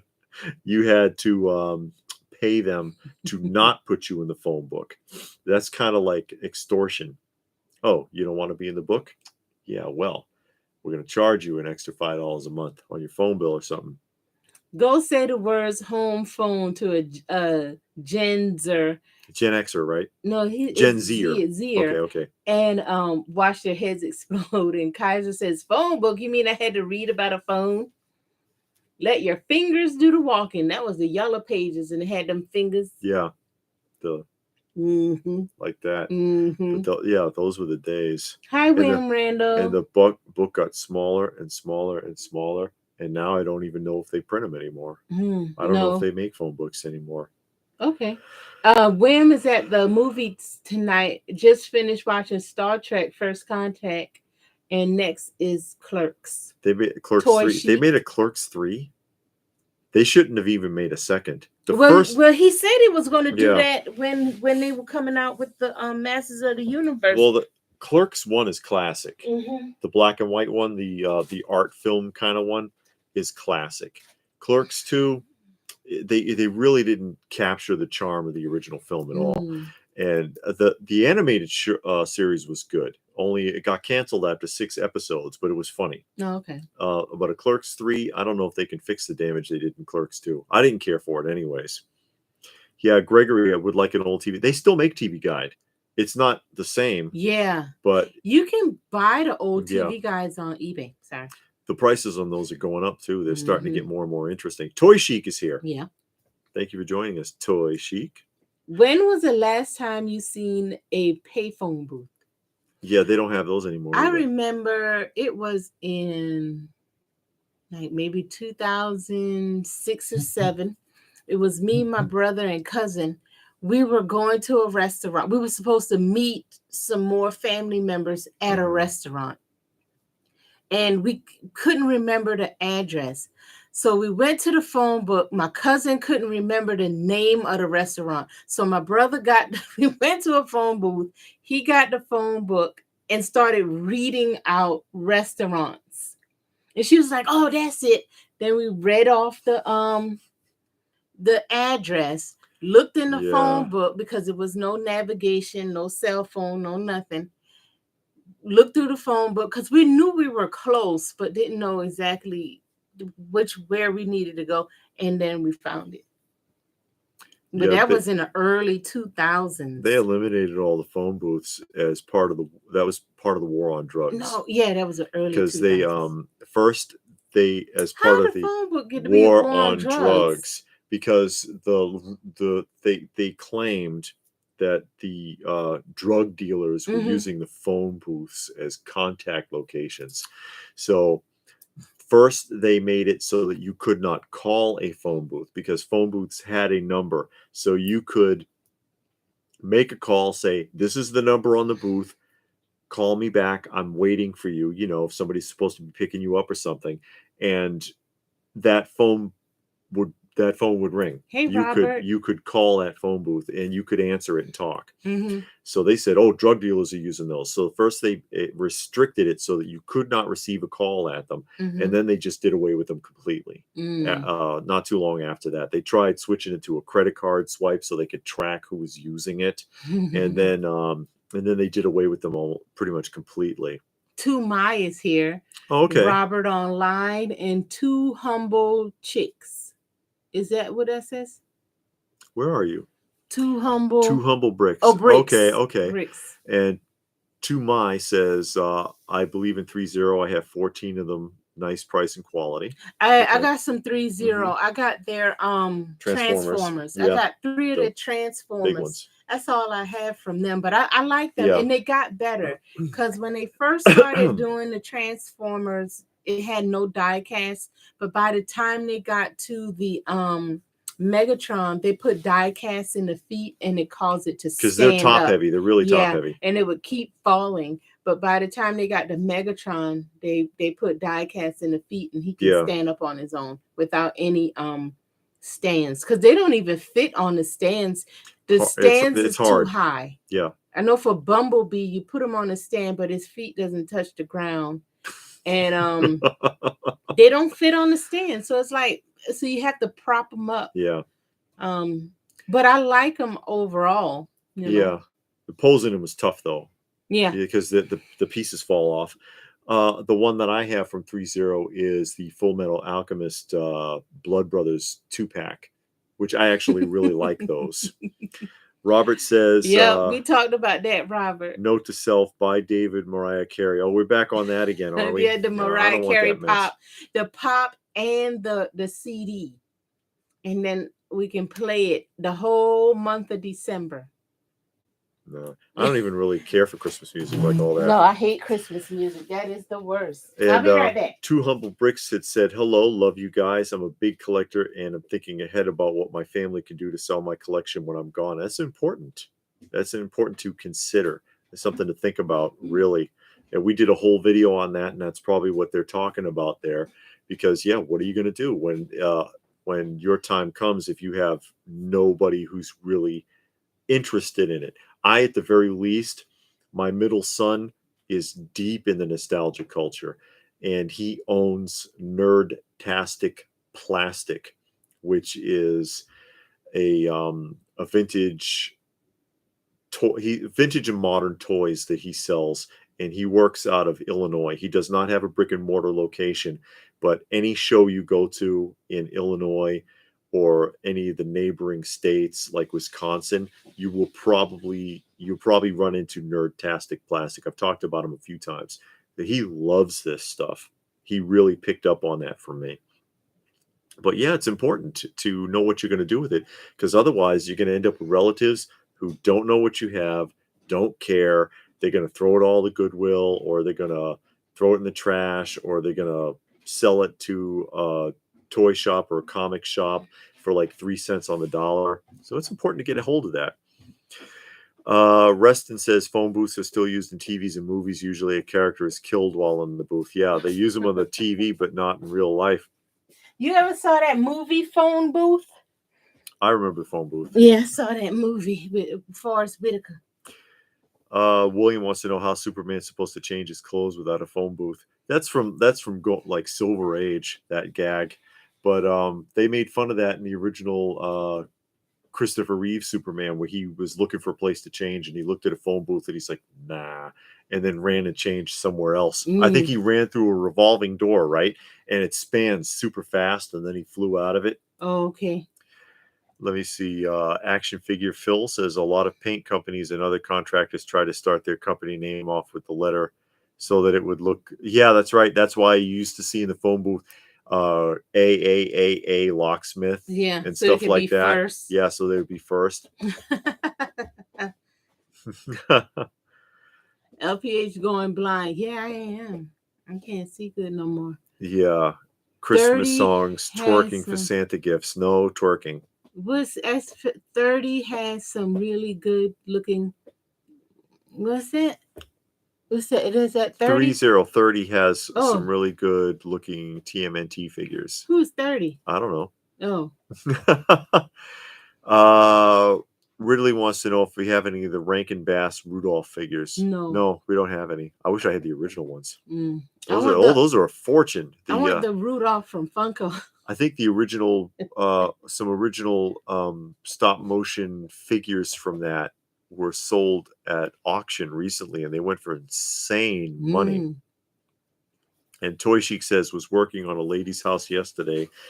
Was giving her kids' entire collection to charity, hundreds of G.I. Joes and vehicles, He-Man, Ninja Turtles, Star Wars. She gave them all to me for working on her house. Well, hell, that's a good way to trade. I know that's a good way to trade. I would do. I still charge her though, but just joking. I would do some sweat equity for some of those goodies. I would. Out of sight clean up, wipe some stuff down. Out of sight says that means 30. Okay. Not 30, but 30. Okay. All right, gotcha. What's Robert saying? Robert says, I got to tell you, I'm starting to really like those Super 7 G.I. Joes, actually getting into the 3 3/4 inch stuff. The Super 7 3 3/4 inch, the card art is great, but the figures look terrible. But that's what the G.I. Joes looked like, though. So the animated. Yeah. Because they're supposed to resemble the Sunbow. Hey, Jedi Life. Jedify. He made it. Yes, you did. And you win a new car. No, you don't. Right, you're not getting a car. Sorry. Who gets the car? I get the car. Who remembers that? Jesse Jackson, when he hosted Saturday Night Live. Jesse Jackson was on Saturday Night Live. And this was in the 80s. And he, in one of the sketches, was a game show host. And the name of the game show was The Point is Moot. The point is moot. And so whenever he would ask a question, they try to answer it, and he says, yeah, but the point is moot. And he would blow them off. as not being correct. And when they got to the end of it, he was like, well, but wait a minute, if nobody wins, who gets the car? And he goes, who gets the car? I get the car. Okay. Who remembers that? No one. Nobody remembers that? Wham is saying that Tila and Zor are on Big Bad Toy Store right now. I don't want either. Oh, the 2-pack, yeah. Oh, she don't like Tila. Why would they put Tila and Zor together? You put the sorceress and Zor together. I didn't know that was a 2-pack. I showed it on the Roundup some months ago. Is it the Origins figure? Mm-hmm. Oh, yeah. I'm not interested in that. Yeah. Johnny says, speaking of Superman, have you seen the new Funko Superman and Lois Lane flying sequence movie scene? It looks nice. Not sure if I'm going to get it. I think I showed that some time ago, didn't I? I'm catching up on all the Disney stuff. There's a site called The Fixer. The Flixer. Get to see everything free. Oh, yeah. Hawkeye, Obi-Wan Kenobi, Mandalorian, Book of Boba Fett. Yeah, because we didn't see any of it because we won't. Oh, let me write that down. We don't do Disney. No. The modern Disney is off the table. Yeah, Robert, we talked about that a little earlier. The new Quantum Leap remake. Yeah. No Sam Beckett. Yeah, Sam Beckett's a chick now. Oh.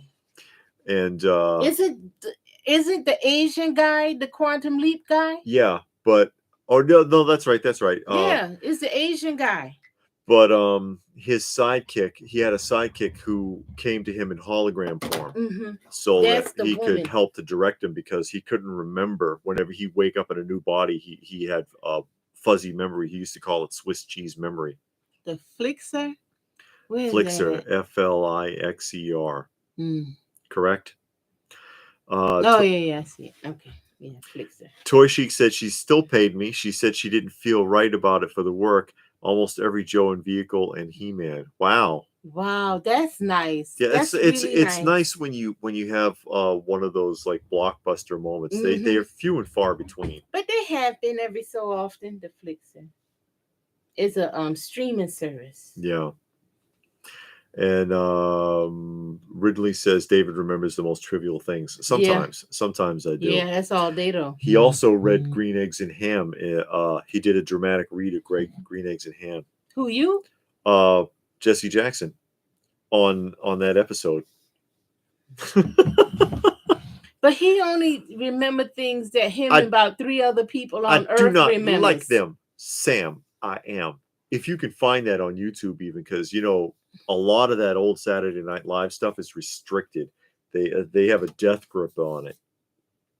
Let's see. Jedify says, how do you guys stay motivated to collect modern toys with all the crap and these toy companies pull? We're not. No. Because we really don't collect very much modern stuff, as you can see. Yeah, and we talked about that a little bit earlier, and because it came up in why a lot of people are getting out of, or why we are getting out of, especially me. A lot of people get really disenfranchised. Yeah. After a while. Yeah, because I know me, I collected a lot of the more modern things than David did, but it's so much, and then the quality is not that good.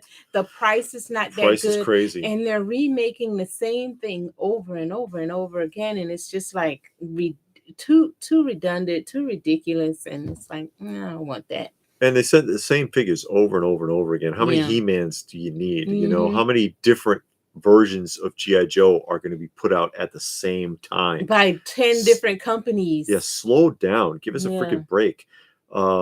It's too much. So yeah, it's hard. But to do this, I'm motivated all day for the vintage stuff, the vintage toys, vintage comics. We love that stuff, and I prefer this. I dabble in the modern stuff. Like I have some Mezcos, I got some 6-scale figures, whatever. But mostly, I prefer all of this. Send me some glasses. I have glasses all over. I bought a ton of glasses on Amazon, and I got them in every room of the house. Yeah. And I use it when I'm reading. If I'm reading something, I'll put it on. But Toy Chic says there was a vintage box 2-pack of Tila and Zor in the 80s. Yeah, that's those like the convention stuff. No, not convention stuff in the 80s. Oh, in the 80s, that was the store exclusives. Yeah, like Christmas catalog, Sears and Montgomery Wards and stuff like that. But those weren't really limited because they would produce however many were ordered. Hold on. So, hey, Retro, he's at work and he just wanted to say, hey, I wanted to say, hey, Casey got to go back. Thanks for popping in. We appreciate you. That's Socrates, ain't it? Didn't he change his name to the philosopher Socrates? You know, Socrates and the wife think name so, yeah, Melody. But those 2-packs and 3-packs nowadays, they're a nightmare to find. They cost $2,000-$3,000 sometimes. Yeah, because you have one. She's got the Skeletor and Panther 2-pack. I want the He-Man and Battle Cat, and then they also have another 2-pack out there. I don't know the name. I can't remember. But I'm trying to get some comic books now. I'm trying to beef up my little comic book collection. Ridley trying to pick on me there. What did he say? Says, I bet you Jesse Jackson reading Green Eggs and Ham on YouTube video has 3 views, and David's 2 of them. No, I saw that when I was a kid. It was on Saturday Night Live. Yeah, he watched like every episode. Yeah, check it out. I used to watch it when I was young. It's called The Flixer. No space, no letter S. Okay. Yeah, it has a bunch of servers and websites to watch movies for free. Finally get them and Boba Fett. Okay. And Kenobi and Hawkeye and all of those. How many Batmans? Ask McFarlane. How many Batmans have Funko made? There must be 300 of them. And how many Iron Mans have Hot Toys made? It's just. Rome Ross is here. Hey, Rome. You're late. That's 2 demerits.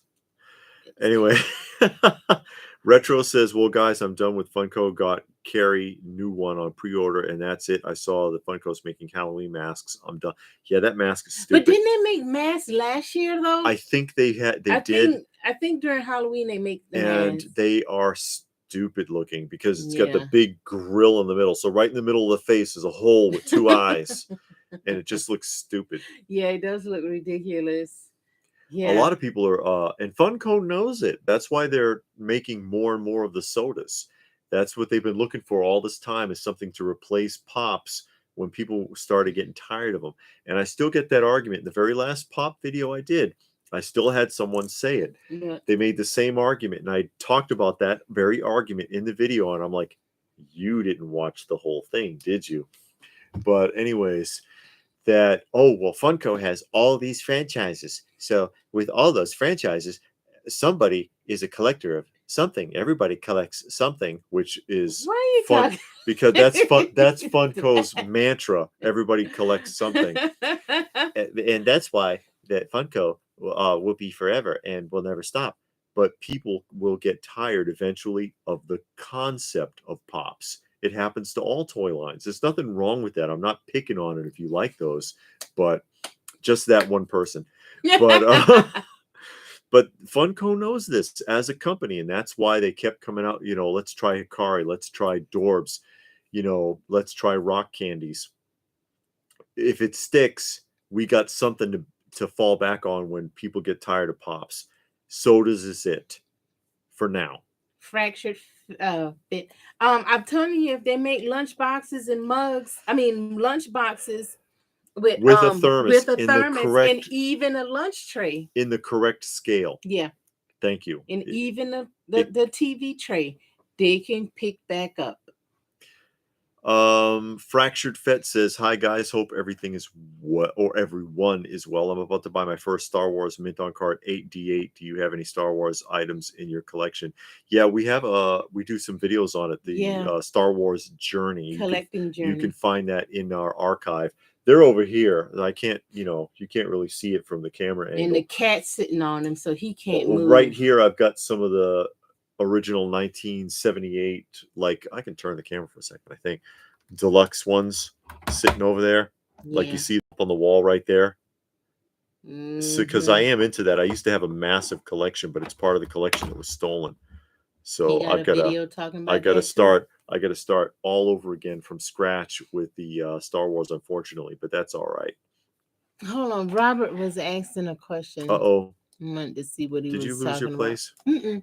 Are you collecting NECA Universal Monsters? No, I'm not collecting the NECA ones.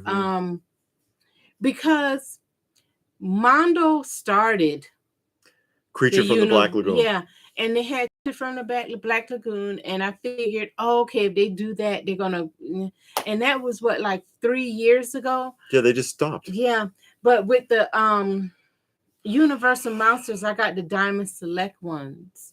Mego like. Yeah, the Mego like Diamond Select ones. So, because I had looked for a long time, and I looked at the different ones, and I was trying to figure out who I wanted. So I went with them, and then after I went with them, Neca came out with theirs. So, I already got a set now. But I do want the Mondo ones because they're the 1/6 scale. So, you'll get a 1/6 scale loose figure. The Diamond Select ones are, on the card. So. Yeah, Robert says he's got the werewolf mummy waiting on Bela Lugosi. I seen them in the store, and they actually look pretty good. Yeah. Yeah. And Reston says, I remember way before the internet how many catalogs I had to order just to see what was new. Yeah. Or you get the Sunday paper. Yeah. The Sunday paper when it was like that big, and you wanted it because it had coupons and it had flyers. In the Sunday comics. Yeah, the Sunday comics, and it had the flyers from all the stores. So you could see, what was on sale, and you could sit there and drool over the action figures and stuff. Yeah. William Randall just learned that Funko owns Mondo now. Yeah, they we did a video on that a few months back. But yeah, they bought out Mondo. So I hope that Mondo doesn't go downhill. And then as soon as they did, they start cranking out the Masters of the Universe figures. I'm glad they stopped for a minute. Yeah. Give us a chance. Do you remember the sitcom that used to be called Come on Fridays? There's a lot of shows came on Fridays. What sitcom? I don't know. Mondo hasn't offered much lately. And Retro says Funko used to be figures, but now it's bookings. I think it's supposed to be book bags. Yeah, book bags. Yeah, card games, masks, pins, etc. Yeah, they're spreading themselves all over the place, just trying to stay afloat. Especially, they get the merger with Loungefly. Yeah. They bought out that action figure company so that they could do those like He-Man looking figures, and then stopped making them. And then now the merger with Mondo. They're trying, they're in business to make money. They're publicly traded. They've got to keep making money. You know what I mean? Nick Battle is here.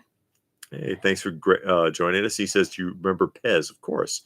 Pez was a classic toy. It's been around for a long time, decades and decades. The ones pre-late 80s are the ones that retain any value. All the modern stuff, they make way too much of it. And they have a connection with Funko now also because they have the Pez Funkos. Yeah. You haven't seen that come out in a while. The Pez? Yeah. They'll get back to it, they were cranking them out for a minute. Ridley talking about 2146 Earth has been taken back by Mother Nature and resources are limited. But the most precious is Funko Pop. Yeah. Become the fuel you could burn them. They do have factories where they burn old tires for to run the machinery. Yeah. It runs a turbine. So yeah, you can run some Funko Pops up there along with the tires and burn them. Screw Your Feelings don't like the way the Funko sodas look. I never seen one in person. Yeah. I've seen the videos because I looked it up on YouTube. I was just curious at how people display it.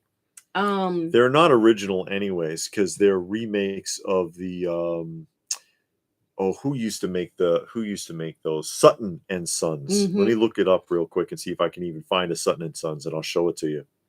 Funko should make the G.I. Joe perfume. Yeah. Ode de Cobra. Yep. I think she sprayed me with some of that. Yeah, I bought the Mezco Frankenstein and they were and they stopped. Now get black and white Neca monsters. Yeah, well, like I said, I have the Diamond Select one. They're in color, they're not black and white, but I wanted a Universal Monster set. And at the time I saw those and those were pretty cool. So that's why I went with them. So I'm good now. But again, if Mondo continues or picks back up with the Universal Monsters, I'll get that. There is a Sutton and Sons vinyl Drooper figure from 1970. And Drooper, of course, is one of the Banana Splits figures or characters. They made some Hanna-Barbera and some United King Features Harvey Comics stuff like Casper and things like that, if I remember correctly. And all Funko has done is just kind of modify the concept into a modern figure. Same as what they did with the Remco figures.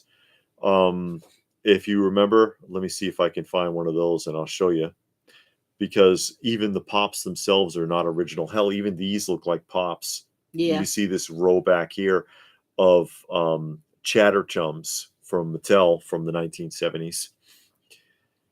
So yeah, go. I'm sorry. Oh no, while you're looking, I'll read some. Yeah. Awesome. That 12-inch boba is awesome. Yeah, I saw the Mondo. That one is complete too. Okay. Yeah, he is loose complete. I saw that Mondo put up the Magneto. It's weird they haven't continued the Universal Monsters. Yeah. I hope they go back to it. Took the kids to the flea market today. Thought of you guys. We got some comics. Yeah, some comics and some vinyl, some Marks. So it's a great thing. Great trip. Good. The flea markets come out good. Especially, it seems like you get a really good deal sometimes at the flea market and antique malls when it comes to vinyl records. Seem like sometimes you get a good deal. See, there's the Remco John Lennon in the box from like the 1960s. So window box, big head caricature figure. This one, however, has rooted hair, and I think the clothing is mixed media as opposed to just being a straight up vinyl figure. But that's all they did. But they just ran with this, something like it. So it's not, none of it is an original concept, but it works. It works for Funko. But yeah, that the 12-inch Boba Fett is complete. He has all of the pieces, the Wookiee scalps and all the bits, all the bells and whistles are on it. It's hard to find all the pieces for this, and that the Han Solo still has the original medal, which he's the only one that came with the medal, and he wasn't even wearing that outfit in the end scene, I don't think, right? Mm-hmm. And where's Luke's medal? Where's Chewbacca? Chewbacca never got a medal. He was never given a medal in the Star Wars film. Chewbacca. Yes, redheaded step Wookiee. Robert, we didn't go to any cons this week.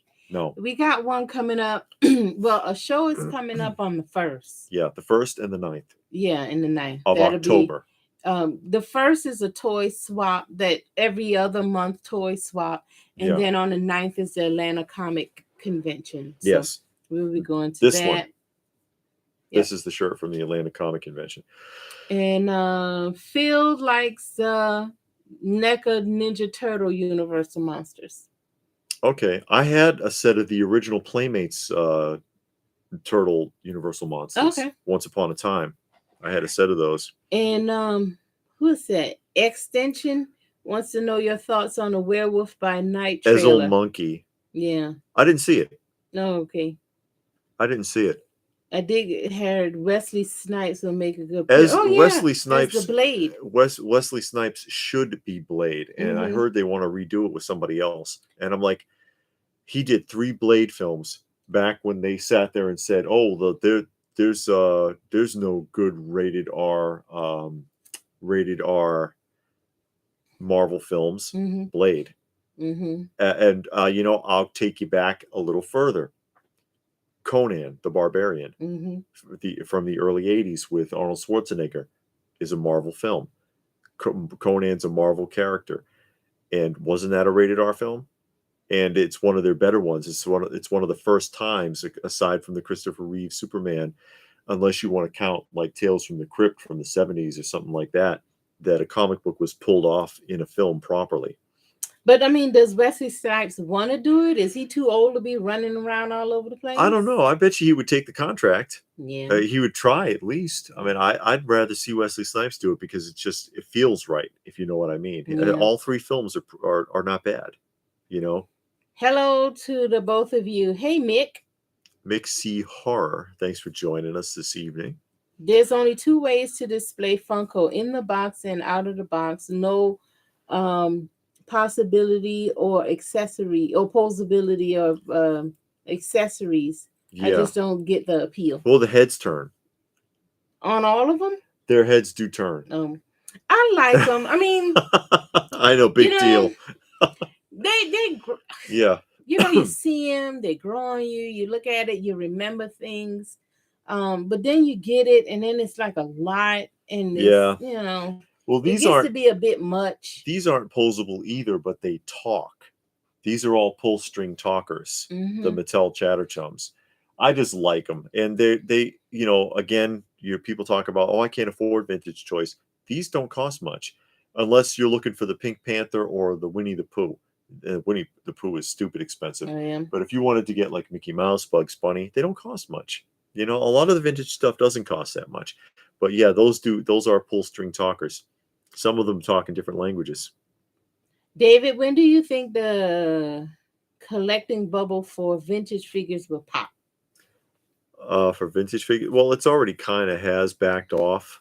Whoa, are we that far behind? I guess because I see D-Rome. Good Lord.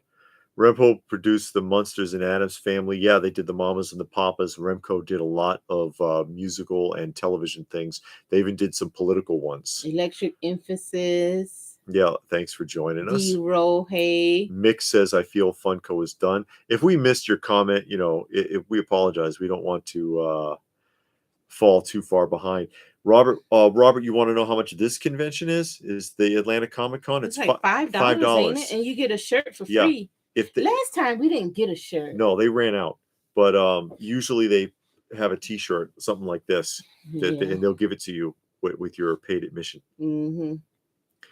But let's see. Yeah, D-Dow, Chewbacca was robbed. I know. Redheaded step Wookiee, that's what I said. Going to RetroCon in Pennsylvania next Sunday. Been watching YouTube videos on it forever. So super excited. First major toy show. And I saved a lot. But they were asking the vintage or retro toy bubble. It already kind of did. Oh, okay. Because I was trying to answer it, but I got sidetracked. Oh, yeah. Because all the prices jumped on the toy lines, but it coincided with the toys that made us. Every time something appeared on the toys that made us, the market popped. And then we're seeing it already coming back down because all the speculative buyers, all the people that said, oh, look at that, Masters of the Universe is worth a lot of money and I can invest in that. Okay, I will go and buy those. And now that they've lost interest, the prices are starting to come down on a lot of the stuff, unless it's something that's like really genuinely rare. But you'll see a lull again probably in the next few decades. And I know that's a jump, but in the next 20 or 30 years or so, because there's a lot of people that army build that stuff. And we talked about that before. Like, we've seen people that have like 150 Mossmans. They have 200. That one guy had 250 of Leech. He just really likes Leech. Yeah. Or like people that army build Star Wars stormtroopers. They got Darth Vader and 50 stormtroopers behind him. When that guy goes and people flood the market with it, the prices are going to drop. We already saw it happen just recently with Mask, because all of those in like Peru or somewhere in a warehouse, they found cases of sealed Mask figures, and all of those went out into the market. Now you're finding Mask at the conventions all the time because people, they sold off the ones they had to buy a minty one. That's bringing the prices down. All that flooding into the market. But we're already seeing a drop because the wave of interest that came from shows like the toys that made us or Plastic Crack, those speculative buyers are already starting to fade away. Okay. Electric Emphasis. Where? Right. I recently found a vintage minted seal box micro machines at a thrift store. Do you own any micro machines? No, I don't have any more. I used to have a bunch of micro machines. I don't have. Yeah, I don't have them anymore. I remember the guy from Micro Machines, Movie World Comics. The guy who used to be the mascot for the commercials was the world's fastest talker. Hey, Movie Comics. Movie World Comics. Conan the Barbarian doesn't count as a Marvel film because Conan didn't originate in Marvel Comics. He originated in Robert E. Howard stories. Yeah, but it was still a Marvel Comics production. So I know, but it's still connected to Marvel in that respect. I know he's going back a little further there. Wesley Snipes was in the second Coming to America, and he was actually pretty funny in that. Yeah, and it was the only thing that was funny in that movie. That film was not good. It was disappointing compared to the original. I could watch the original tonight. That second one, I don't care if I never see it again. It's like that. I mean, it wasn't horrible, but it wasn't great. And yeah, I cannot see it again.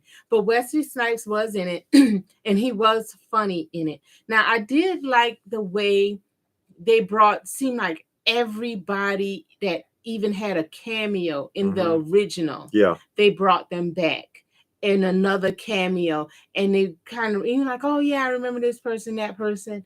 And that was pretty cool. I like the way they did that. Yeah. The only person they didn't bring back was the sister.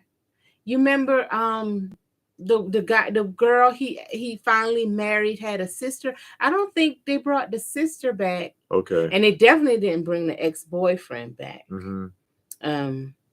But Samuel Jackson would have been good. Reston wants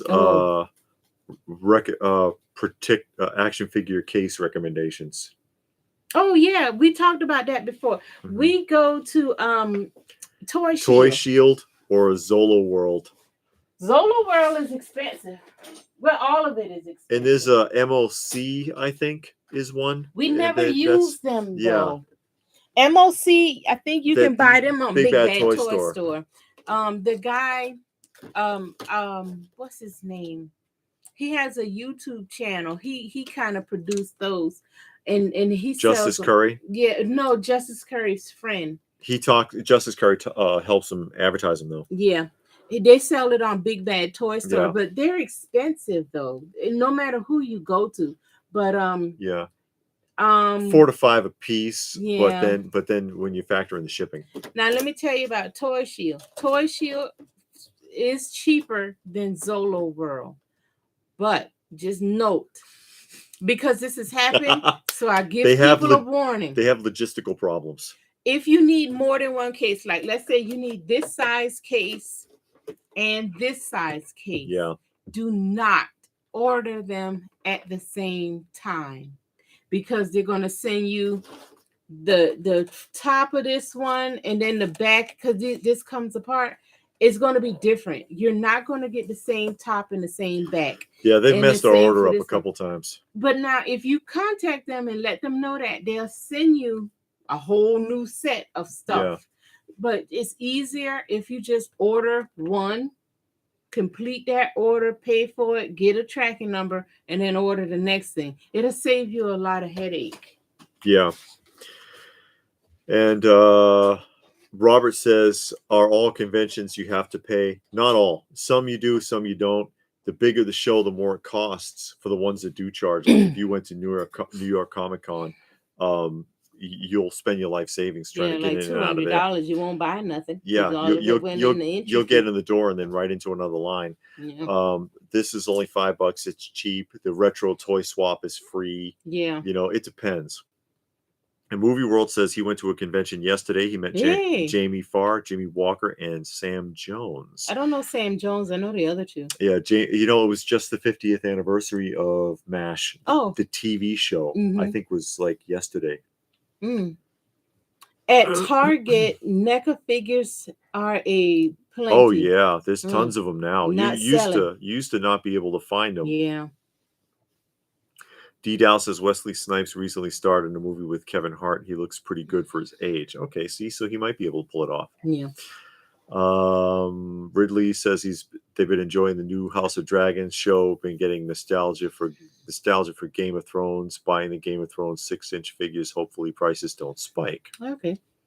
And Mick C says, I frequent horror conventions a lot. The prices compared to 20 years ago are ridiculous. Something I've talked about before.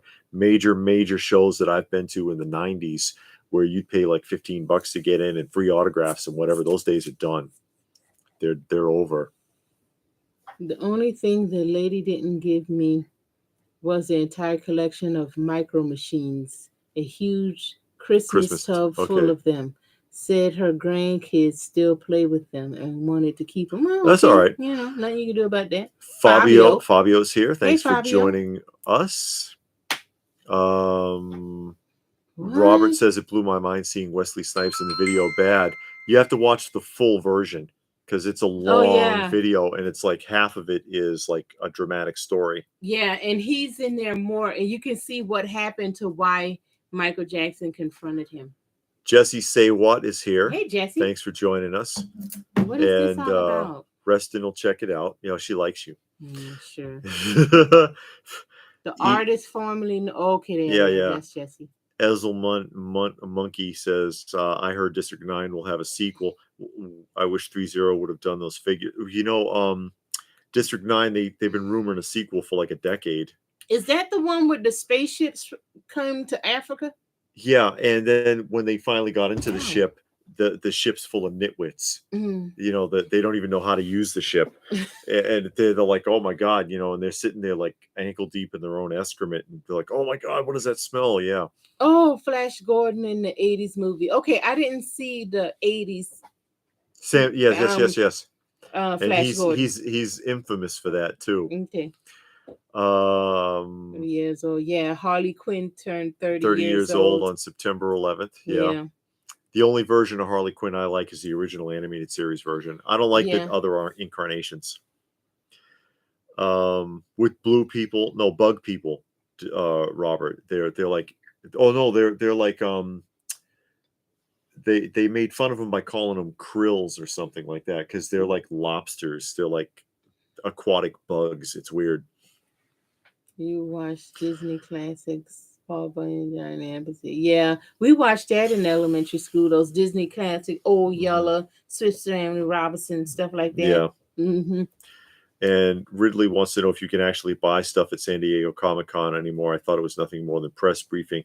Yes, but they're like, again, the redheaded stepchild. I keep you saying that stuff today. Of the convention now. It started off being a comic convention and it's gotten smaller and smaller and smaller until like they're in a little cube somewhere and it's all the big companies like Warner Brothers and stuff trying to show off new stuff. Yeah. But the comics are gone. That's why I've talked about Bud Plant a few times, where Bud Plant is a comic dealer, very well known on the West Coast. 48 years at San Diego Comic-Con, one of the originals. And he wanted to close out on a 50th anniversary. The 50th year, I'll retire from San Diego Comic-Con. Couldn't afford to go back, and they would not help him. The San Diego Comic-Con was like, oh, can't afford the booth, screw you. So he had to retire at 48 years, and that's just shameful. But the booth prices were insane. And he was like, you just can't make any money. You're hemorrhaging money at those shows now. As a dealer, you may as well not even go. And that's a shame. Prawns. Thank you, RA. That's what they called them, prawns. No, Robert, I don't remember a Disney film with lepers falling off the cliff. And Toy Chic, we watched Glory in school too. I've seen that movie a bunch of times. It actually was a pretty good movie. Glory? With Denzel Washington and Morgan Freeman. They were the slaves, and they were in the first Black infantry. Oh, I know the one you're talking about. Yeah. That was a good movie. We watched it in school. Yeah. Let me move that. What are you doing? Oh. That's bothering me. I think it's bothering you now for 2 hours and 3 minutes. I was trying to ignore it. Mike C says horror conventions are sad and have become a conveyor belt of celebrities. I've never been to a horror convention. I would like to go to one. Just out of curiosity. Yeah, and I honestly never even thought to look it up. I'm going to look it up now and see if there's any in the area. But I always look up toy shows, comic book shows, stuff like that. I never even thought to look up horror shows. Ezel Monkey wants to know, does the good, the bad, and the ugly have action figures? I'm so on the lookout for Tuco. Sideshow did Blondie, which of course is the man with no name, Eastwood's character. His name is actually Blondie. from Fistful of Dollars, a few dollars more, and The Good, the Bad, and the Ugly. The three films go together. They did a figure of it, and it's pretty decent. I've actually been tempted to get it myself. A sixth scale figure. Nobody got the girl. There was no girl in Glory. Robert. They got shoes. They did get shoes. They got He's shoes. Like, why did he run away? He wanted shoes, sir. He just want to fight like everybody else. He wants some shoes. Oh no, why did he steal? He ran away to go get some shoes. Oh, it was I forget. And then they beat him. Yeah, and they went and told the commander, and the commander was like, "Okay, well, explain it to me. What's really going on?" Yeah, so he went and got them some shoes. He went to the supply. D. Dow says, "Bring out the cats." Well, she just left. She's been sitting on my lap for an hour or longer. Yeah, the guy that played Ferris Bueller was the colonel. Okay, and Elite Action Joe says, "Oh, you just read that." Ridley says growing a relationship with local dealers can go a long way. I get all kinds of discounts at the pawn shop because I go there once a week. Okay. That doesn't always work. That doesn't always work. Sometimes they because they a lot of people are aware of that. A lot of dealers are aware of that, and it kind of annoys them. Easel Monkey says pawn shops have crazy stuff. I remember seeing a samurai sword. I bet it wasn't real. I bet it was a repro, and it had like a pewter hilt and everything. We used to go to the pawn shop to buy movies a lot. DVDs are dirt cheap at the pawn shops because crackheads bring like buckets full of them there, and they give them like $3 for 1,000, and then they sell them like 10 for $5 or something to get rid of them. Yeah, because they always got 1 million. And everywhere you go, you can go to every pawn shop, every Goodwill thrift store, and they got the same movies. It seemed like everybody on earth bought this same movie. Yeah, it's hardly ever anything different. Mike C says it's not fun anymore. For the horror conventions, the celebrity wranglers rush the fans into lines. No talking, just get an autograph and a photo. Very high dollar. Oh wow! Yeah, it's getting bad with the autographs because remember, again, I complain about that a lot because when I used to go to the shows, and I used to work with Great Eastern Conventions in the '90s, the shows were very inexpensive, and autographs were usually free. And if there was a charge, it was like $5, $10, something like that. Now it's like this whole industry, the autographs, and the prices are crazy. And I was seeing like someone complaining today about Lou Ferrigno because he said that he had like 6 different prices depending upon what he was going to sign. And it's like, come on, dude. I mean, and he's been signing stuff since the late 80s. I remember seeing him at Great Eastern stuff in the early 90s. I've seen the doing autographs. Horror convention around here. I just wanted to put it in my phone so I don't forget. Yeah. Lady Viper, do you have any 1986 Guts military trooper? I remember those, but I don't have any of that stuff. Mm-hmm. I remember that though. And Too Humble Brick says, do you guys know anyone who sells or fixes VCRs? The best thing you could do, they do still turn up in thrift stores though. Yeah, VCRs. Goodwill always got 1 million. And there's probably a VHS tape floating around. I would just test it. And as far as fixing it, I don't know because nobody repairs that stuff anymore. Solid electronics, TVs and stereos and things like that used to be a thing. Repair shops, they don't exist anymore. Graphic Man is here. Hey, it says you must compliment the dealer from time to time. I know it's cheesy and feels awkward, but if you do it real fast, it makes it easy and it seems to work. You've got a great store. No, they don't. Dude, your store sucks. Oh, no. The closer I get to you, the more I smell Cheetos. What is your problem? Cheetos and onion dip. and I see that you're not eating. But the one shop we were at, we talked about earlier, man, it's really impressive the way I can look at your shirt and tell what you had for every meal yesterday and the day before. No, go ahead. I'm sorry. No, Because I when he said that, I thought about that comic shop we went to. We talked about it earlier, and the place was packed from top to bottom. That's right. And the guy, he's sitting behind the counter. You couldn't see him. You couldn't even see him. And when you talk to him, it's so much stuff in here. That's all he would say. And he'll answer your question, and he wasn't like rude or nasty. He seemed pretty friendly, but all he would say before he answered your question, there's so much stuff in here, I could barely move. And then and here's the photo. I found it. Yeah, see that this is what I was talking about. See rows. This is two sets of tables going back about 30 feet, and then another two sets over here, and there's another set on this side, and there is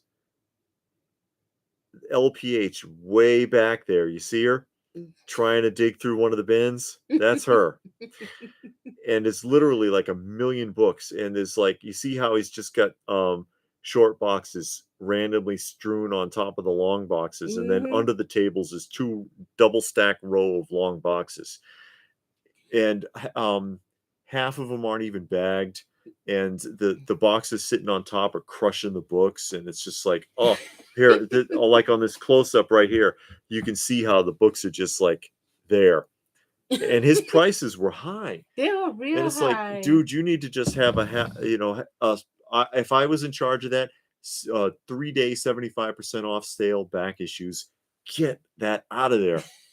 Yeah, I know what you're talking about, Graphic Bay. You do have to be nice and all of that. But when you said that, I thought about that guy, and I was just like, no, you can't compliment that guy. And I went to him like after we had been there for a while. He had like the case, and it had some books in it, and it was one I wanted to see, but I couldn't see the price. And I was like, can I see that book right there? He looked, he was like, okay. And then he was like, it's so much stuff in here. And then he had to move like a whole, I was like, it's okay. You don't have to.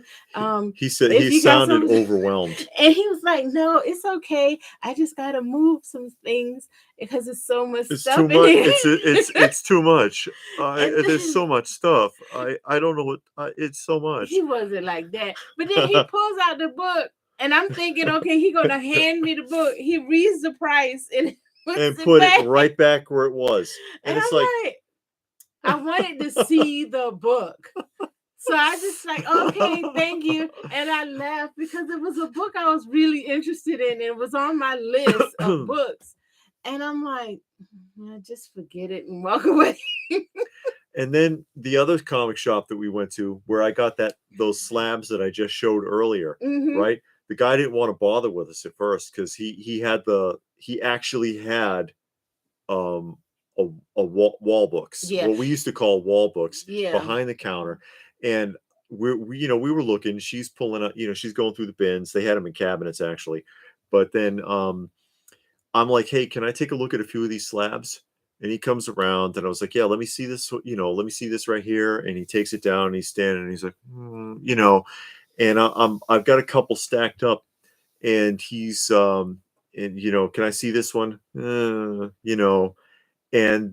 then he was like, are you done with those? And I was like, no, I'm taking these. And then suddenly his attitude changed. He's like, oh, and he's like, do you want to see anything else? Because I get it. He's used to people.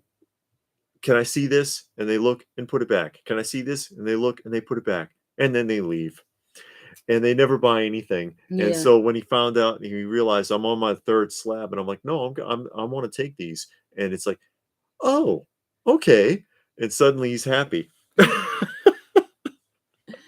Yeah, but I understand what you mean. You compliment and you say, tell people how you like stuff, and you talk, and we usually go in the store and talk, have conversation, or try to, because some of them are not cordial. Yeah. Some shops you go into and you just want to choke them. I went to a huge Funko store out here, working 2-story store, only Funkos. Ooh. Even early rare ones, walking the store, nothing pulled my heartstrings. Yeah. That's when I knew I was done with Funko. Yeah. And I'm surprised that they're still in business, because a lot of the Funko only shops have been really hurting. I know we have one around here, Stuck in Time. It sounds like this changed, because I was looking for a comic book shop and theirs came up saying that they sell comic Stuck books. in Time was a comic shop before they sold it to the current owner. Oh yeah, but he kept the name because it had original signage, so he didn't want to change the name. But he was doing all pops. He couldn't do it anymore, because we ran into him at a show last year, and he was like, yeah, I can't sell the stuff, I can't get rid of the pops anymore. So he's expanded into other things. Yeah. But yeah, I'm surprised there is a full-on just pop shop anymore. Where did you get those plastic card back protectors? What's a plastic card back protector? Well, I think he's talking about the things you just showed, actually. Oh, we got that from Toy Shield. Toy Shield or Zola World, usually. Toy Shield, yeah, or Zola World, either one. But look at both, because a lot of times Zola World is sold out and Toy Shield usually have it. And I think recently they made a big restock of stuff. You check up on it and they restock it. If it says sold out or currently unavailable, check on it again in a couple of weeks. Yeah. Might Mick, you're right. He says, don't dump any VHS. There's thousands of films on VHS that are not on DVD or Blu-ray. Yeah, that's true. There are VHS that never made it, and some things that were only released on DVD like once, and they never got back to it. Yeah, and then he was talking about here how the streaming services are deleting films, and we talked about that in physical, keeping your physical media, or physical media dying, something like that. But how you get rid of all of your CDs, DVDs, and all of that, and then you go to the streaming service, but then the stuff expires. And then they give you this warning, this show is expiring in 14 days. And then you can't see it anymore, or they don't have the whole series. So you're watching a show and it should have 30 episodes, but you're getting 20. Yeah. So you don't get the whole thing. Yeah, it's a pain in the butt. Yeah, it says Mick. Yeah, we agree. We don't like getting rid of physical media at all. No, we keep it. I mean, we do stream stuff, but we have the DVD to back it up. Robert says, I met Comic Book Guy for real. Yeah, in a few places we have. There are some dealers that are just really that are rude, or they don't care. We did that one. Should you support should you support your local comic shop? Remember? Yeah. Or toy shop. Because some of them are pretty good and some of them are terrible. And it's like, but they're always on you. Oh, you have to support your local comic shop. Well, I don't want to if he's a jerk. Or the prices are really high. Because like the one we were talking about where it was like a ton of books. The guy was nice and he was friendly. Yeah, he was. But the prices were so high. I mean, we looked at a book. He had like $120 on the book. But on eBay, it was like $40, something like that. You remember I was looking at one of them Batman books or something. Oh yeah. It was like he had like $64 on it. Yeah. But the going rate is like around 17 to 20 in that condition, and it's like, well, hell, even if he offered you half price, you'd still be getting ripped off.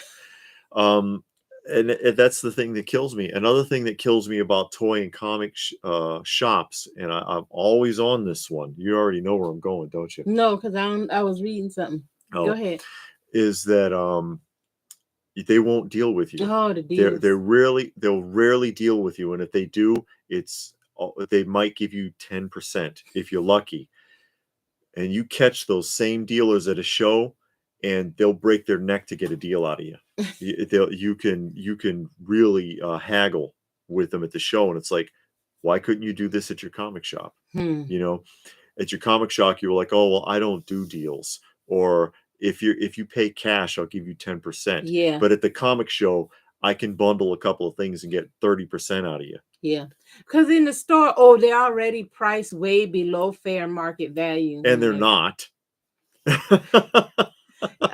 Johnny, we don't collect VHS tapes at all. We got a couple. Yeah, but Johnny, you'll get a kick out of this, so. But we don't like go out looking for them. Yeah. Look what I found at the thrift store. Yeah! I can't believe you showing that on the video. It's still sealed. That is awesome. That's a flood of memories. Remember when this would hang on the shelf? Made in Japan. Made in Japan. That's how old that is. That's how old that is. Put that thing down. Nobody want to see that. That's amazing. Anyway, I wondered the same thing. I asked her if people still spend a lot. She said yes, but with their prices, probably I know not. She was lying. That's exactly why I collect physical media, records, tapes, and CDs. Yeah, because you can't trust it. You stuff is just they disappear on you, or it dies out, it expires, and you don't have it. I think of getting VHS Star Wars trilogy since I might have original versions. Yeah, you get the original version. It's different because they've altered the scene. I was watching a thing on it. It was a YouTube video. I forget where it was, but he had every version of the Han Solo versus Greedo scene from the first film. And in the original version, Han shot first. In the original movie version, and I have it on VHS somewhere, because he knew Greedo was going to draw on him, so he already had the gun under the table. And when Greedo looked like he was going to move wrong, bam, he pulled a Matt Dillon on him, from Gunsmoke, and shot him. And then Greedo's shot, because he's pulling at the same time, hits the wall. And Lucas, for some reason, didn't like that. So he altered the scene, digitally altered the scene on the re-release of the trilogy, and then altered it again to change the format again, to space it out even further, then changed it back so that they're shooting at the same time. There's like 6 versions. And so there's things that have been altered from the original. But you want to see it in the original, I think. Two humble chicks. I've always been leery of purchasing streaming movies. I don't understand how that works. How do you purchase? Because it says purchase it's or not rent. Real. Yeah, it's purchase or rent. I want to hold it. If I buy something like that, a movie, I rent it or buy it. I want it to come in the mail, and I get it out the box and hold it in my hand and put it in the player and rewind and fast forward and skip and do all of that. So I don't understand how I guess you rent it and then you can watch it for so many days. I get that. You can buy it, but let's say you always buying stuff and then your hard drive gets full. And then they're going to say, buy more cloud storage for $49.95 a year or something like that. Now I got to buy that so I can store my movies in it, where I can just buy it and store it in my house and pick it out whenever I get ready. I don't know. I just don't like all that. I'd rather clog up my house and hoard my house up and have it right here, so I can grab it when the internet goes down for 6 months. Easel Monkey says they censored the whole "Did your husband make that sweater" scene from Spider-Man. I heard. You know what? Another one that they had censored, I looked to it for a long time, was and it's hard to find the original version, is the Christopher Reeve Superman when he breaks into Lex Luthor's lair. That's a long scene, but they cut it. He spins and drills into the ground, and the next thing you know, he's breaking down the door into Lex Luthor's hidden chamber in the old subway under the ground. In the original scene, when he comes down, he lands in a tunnel, and he has to go through a gauntlet to get to Lex's chamber. Lex has booby traps set up for him. So he sprays him with liquid nitrogen and tries to freeze him. He hits him with flamethrowers in the next room, machine guns in the next room, to test him. Oh, can I stop this guy before he hits the door and tears it down? And they totally cut it out. And the other one that got me was Blind Fury. Rutger Hauer, Blind Fury. there's a scene in a casino. I think it was the casino scene where the lady, he exposes that they're cheating in the casino, and this woman holds up the roulette wheel, and she's screaming that they're cheating, and she throws it, and there's a big brawl, and they cut that. So you got to watch out. I still got to get DVDs and discs for my game systems. And that thing, those games, you buy that online or rent it or whatever you do online. I always buy the CD or DVD. Mm-hmm. The only time I buy a movie online is when I am traveling. Okay. My stuff in stories noticed some of my DVDs didn't play since storage. So long. Same with my PS2 games. If some don't play anymore. Variable temperatures can affect discs. So if it was sitting in a storage and it wasn't climate controlled, and it gets really hot and then cold and really hot and cold, it can damage those, and then they don't read properly. So that is something to consider. RA says he went to the comic shop the other day and saw the Micronauts for $200 or $323 and laughed out loud. Was it graded a 9.8 or better? If it, I can understand if it was like up in the 9.8 range in a graded comic, that's one thing. But for a loose, raw or whatever, no. We went to the one shop the other week, and they had raw books on the shelves with grades on them. Mm-hmm. And now the graded Here books, we go. Because this was annoying. I understand. The graded books were being sold for less than what you can buy on eBay. No problem. The raw books that they put a little sticky note grade on were selling for more than an actual graded encapsulated book on eBay. Yeah.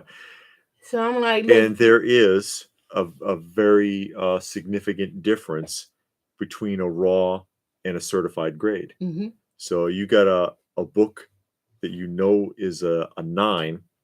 You think is a 9? Well, yeah, it's a 9. Let's just say, for the sake of argument, it is absolutely a 9. Absolutely. And you have a graded book that is a 9 that is the same title and number, right? Yeah.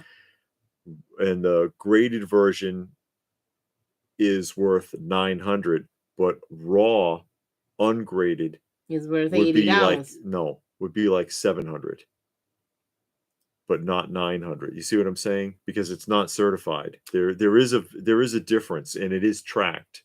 But they were selling the non-graded book at graded value or better. Right. I know. Yeah. And you can't sell, or you shouldn't sell a raw book that you think is a 7.5 for what you can buy it for online with the case, is what I'm saying.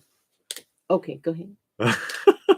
But that's true, and that's something else that a lot of comic shops do. They try to project, because it's like, okay, I'm pretty good at grading, and I think this is going to be like a 9.4, so they want to get a 9.4 price out of it, but it's not certified graded. So is it fair to ask for the market value of a certified graded book for that grade? And the answer is no, they shouldn't do that, but they do. They do that all the time, and it's kind of frowned upon. But a lot of comic companies a lot of comic dealers get away with it, or try to. Joe Studio says he wanted to see your little VCR tapes. See? And when he sees that his wife gets mad, God, I must see it. I can't believe he bought that thing. We got that from Value Village, I think. He was all happy. It was like less than $1. You know how much that would have been new? Yeah. Back in the 80s? I used to buy it and record TV shows off of the TV. All my VHS, beta, DVDs, and stuff are in a dark, cool area. Yeah, you got to. Okay. Because they can degrade. They can degrade. They can be affected by sharp changes in temperature. Mm-hmm. Where are we? Screw says most of my anime and classic comic tunes are on VCR tapes. Okay. And then Robert says, "Yikes, $323. Yeah, that's my rant. People complain Super 7 way too much, but when you get an original G.I. Joe, like $500." Yeah. And Fractured Fett says, "Definitely. I recently met Paul Blake, who played Greedo at a Comic-Con here in the UK. He was really nice." Okay. I own 100 different formats of Night of the Living Dead. Do you have it on Laserdisc? Remember the big Laserdisc? It looks like a record. We seen some Laserdiscs. Wasn't it at Goodwill or something? Yeah, you get those cheap. Yeah. The Laserdiscs have not, people have not caught on to those yet. So the prices on those have not gone up.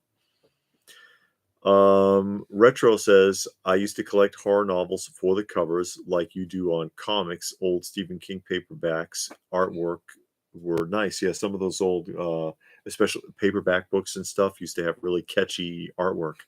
I had to quit with books because I would buy the paperback book and read it, and then buy the hardback book to put on the shelf because it displayed better. Yeah. But I would read the paperback book because I used to ride the train to work, so it's easier to put in your bag and then you can open it up and fold it. It's easier to read a paperback than a hardback. So I would get 2 books. Excuse me. Yeah, Raccoon says, "I don't remember that. I just remember her rescuing Superman in the pool." Yeah, that's right. Miss Tessmacher. Because Lex Luthor tricked him into, Super Friends style with a lead box. And Superman opens it up and it's kryptonite in there with a chain on it. And he falls out. And then Lex hangs it around his neck and pushes him into the pool. And Miss Tessmacher came and fished him out because she didn't like the direction things were going in. NBA Live Girl says, "I'm about to start collecting VHS and DVD of hip-hop documentaries and movies that never stay on streaming." You know what I noticed? And I might try and get a few. They have some hip-hop comic books. You remember I showed you those comic books? Oh, yeah, that's right. It came out like in the late 80s, early 90s, but it was a run of hip-hop comic books. Mm-hmm. Hold on. I was going to read what Retro was saying. I used to collect horror movies for the covers. Oh, okay, movies. Yeah. I thought you said books. Okay. Okay. And Johnny wants me to get Maxell or TDK tapes. No, that's fine. That's enough. And Toy Chic says, "I've recently bought very high-grade Batman Returns, Jurassic Park, and Ninja Turtle sealed VHS. Favorite VHS from childhood. Yeah, I'm gonna get them graded for me." Okay. I have the I did buy 89 Batman. The 89 Batman on VHS, and I have it displayed with my collection. And I got them on DVD too. I bought it on DVD just to have, for the collection. But stuff like that I'll do. But just to say, oh, I'm gonna buy like all of the movies I like, I don't think so. Not on VCR tape. I don't think so. Okay. We don't even have a VCR player. No. But they turn up at thrift stores from time to time. Yeah, you just have to be careful because if it doesn't work right, you can't get it fixed, and the thrift store is not taking it back. Well, now you got to buy a lot of stuff just to hook it up to your TV. You got to buy all those components. You got to buy the old TV. Yeah. You got to get a big old floor model. Weighs like 250 pounds. We used to have a floor model. You remember that floor model we had in Illinois? We had got from our neighbor. Oh, yeah, that's right. That's right. Yeah. And we had it in the basement. Yeah, it worked. Yeah. Where are we here? Oh, yeah, Mike says Laserdisc prices are commanded high dollar on eBay. Oh, they're going up? Really? Because of hipsters, he says. Hold on. No, it's not the Kid and Play. Go ahead. I was reading NBA Live Girl. No, it's called Hip Hop something another. I didn't see that deleted scene, Johnny, with Miss Tessmacher. Yeah, Robert, he has to. He had a promise to go after the rocket headed for the East Coast first. That was the deal, and of course, Superman agreed. And let me see. Do you remember VHS commercials? TDK guy sitting in the couch with something. Yeah, I remember that. And the lamp and everything starts to lean when the speakers come on. And Mike C says, I found a 64 and 73 talking G.I. Joe with locker for $75. I couldn't believe it. That's a good price. I got a couple of talkers sitting up there.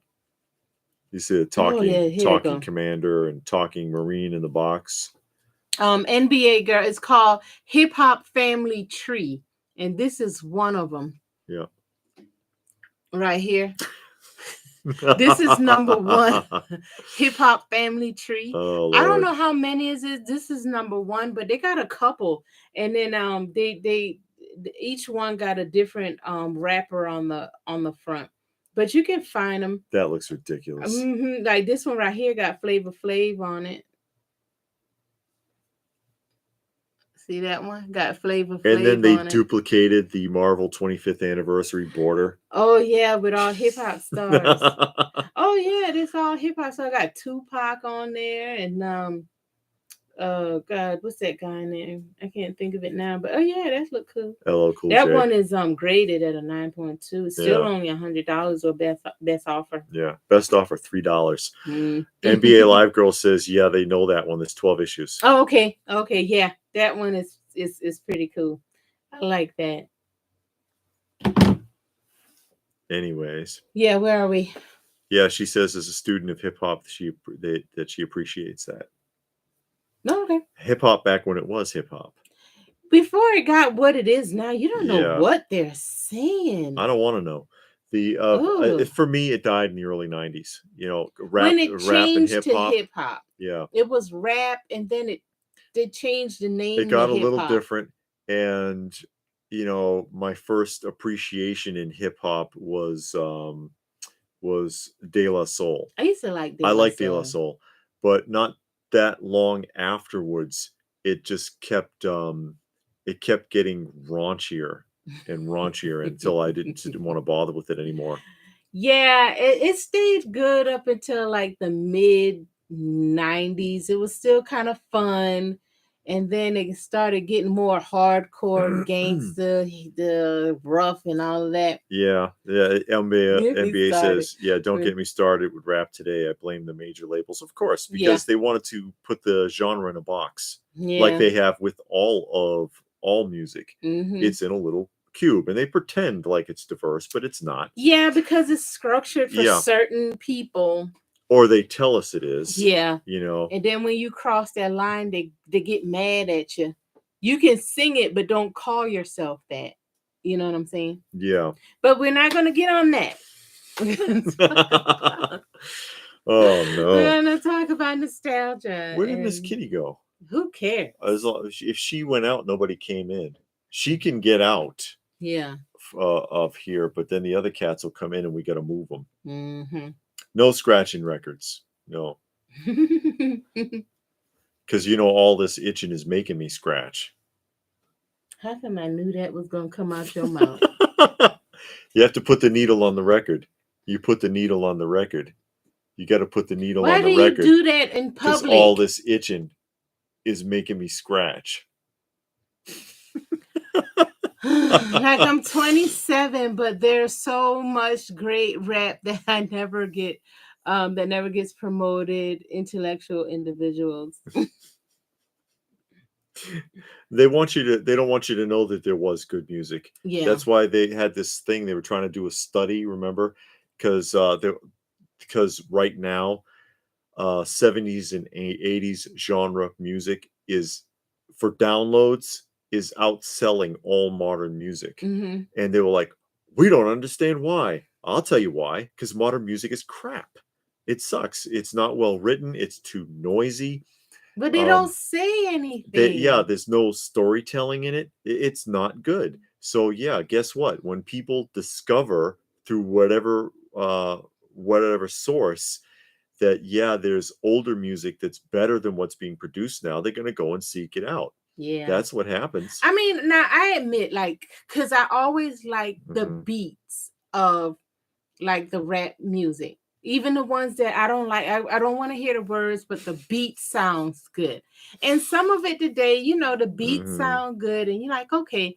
And then it's like some things, especially if it come on a commercial, I'll look it up on YouTube with the lyrics, and I'm like, oh, what the hell? God. Yeah. These words don't it's even either make sense. really, really raunchy and nasty, or it doesn't make sense. Anything that rhymes. Yeah, because they put a bunch of words together, but the words together doesn't make sense together. So you're like, but anyway. Nothing wrong with Motown, Robert. No, Motown is good. Motown's I like good. Motown. We like Zoran the Barbarian. Hey, Zoran Where the you Barbarian. Been? We're way in here. You're late. That's 2 demerits.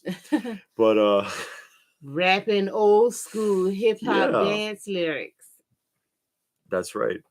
Disco. Or disco. Yeah, I like disco. Love disco. Disco's pretty good. It's upbeat. It's fun and happy. It's happy. Yeah, there's a vibe to it that you can't deny, honestly. Born to Be Alive. Yeah. I like that song. That song is awesome. And they're not saying anything, but hey, you're born to be alive. And it's just fun. And then you listen to other stuff like Macho Man. Macho Man will surprise you, from the Village People, because you just hear the hook. It's one of the few songs where the hook sucks and the rest of the song is good. Because when you hear it, when you think of it, all you think of is Macho Man, and that's not a good part of the song. But the rest of the song and the lyrics makes a lot of sense. Not Robert. Johnny says that he's noticing in the toy aisle, the board games, they're getting more retro board games. They're bringing all of that old stuff back. Because the new stuff stinks. Trying to anyway. RA is talking Sugar Hill Gang, Curtis Blow, Run DMC, Grandmaster Flash. Yeah, I know what you're talking about. Public Enemy. Sugar Hill Gang was the first one to go mainstream with that. With what was the name of that rap? You know the one. Rapper's Delight. Yeah, that's it. They were the first one to really mainstream, and it was technically a disco song, and I think the original track's like 12 or 15 minutes long. It's pretty long. Yeah, the original version. As Zoran wants us to start from the beginning. Well, we can't start from the beginning, but this will be saved. And if you want to see what was going on, you can go back and rewatch it if you like. Yeah, Rapper's Delight. Yeah. Anyone recall the one-hit wonder song called X-Ray Eyes by Jim Foster? No, I don't think so. Sounds familiar, but I don't know if I could recall it. I don't think I remember that. I probably would have to hit. If I heard it, it might come to me. Yeah, back issues of comics and retro games are more popular than new releases. You know, because we go to a lot of comic shows, and I do talk to some of the dealers, and that conversation comes up. And the one of the things that they do talk about is that they can't get rid of the new books. Yeah, they don't move, they don't sell, and that people are more interested in back issues, pre-2000 era. So, you know, Copper Age, Bronze Age, Silver Age, however far back they can go, even modern age up to the year 2000-ish, they're more interested in. And they're like, you know, they're seriously contemplating not getting new issues anymore and just having a shop concentrating only on back issues and just eliminating putting new stuff up. You know, new comic day, forget it. Well, the way that these comic channels showing, all they show is these brand new books. Yeah, on these comic channels, because they have shops. Some of those people that do that, they own comic shops, and that's why they're showing them. Yes. But they're trying to promote, basically, and all they talk about is cover variants when they do that. This is variant A and variant B and variant C and variant D and variant E. Yeah. Zorn likes your what? Bridge layer. Oh yeah, the bridge layer right here. back there with Toll Booth, and he comes with a sledgehammer. Yeah. Robert saying the only comics worth getting new are the crossovers. And Johnny said all of that happens because they speculate. All they do is say, "Oh yeah, this is going to be something because Marvel is going to make not Marvel, Marvel or whoever. Netflix or Hulu going to do a show, or so and so is going to appear on She-Hulk." Like anyone's even still watching that? You don't know. Plenty of people might be watching it. Yeah, all 12 of them. But I try not to do that. Like I have the new segment that we do on the channel where I talk about affordable keys, back issues, silver, gold, bronze, age keys, whatever. And I try not to do that kind of speculation where I think that there's a rumor that this person's going to appear in the MCU, and man, I don't care about that. I'm just trying to talk about a book that I think is underrated as a key. Yeah. That people that want to collect keys, that they don't have a fortune, they don't have $8,000-$10,000 to drop on the first new X-Men team and stuff like that. They can't afford the ASM 300-98 or whatever, could actually afford to buy this, and it would be a nice key issue that has historical value in the comic world. So that's what I try to talk about. And I think that it's picking that segment's picking up steam. The people that have watched it appreciate it. They're like, wow, that's a great choice. Thanks. I'm going to go looking for that. So they do like it. Yeah, I like to watch it, but I watch a bunch of the comic channels.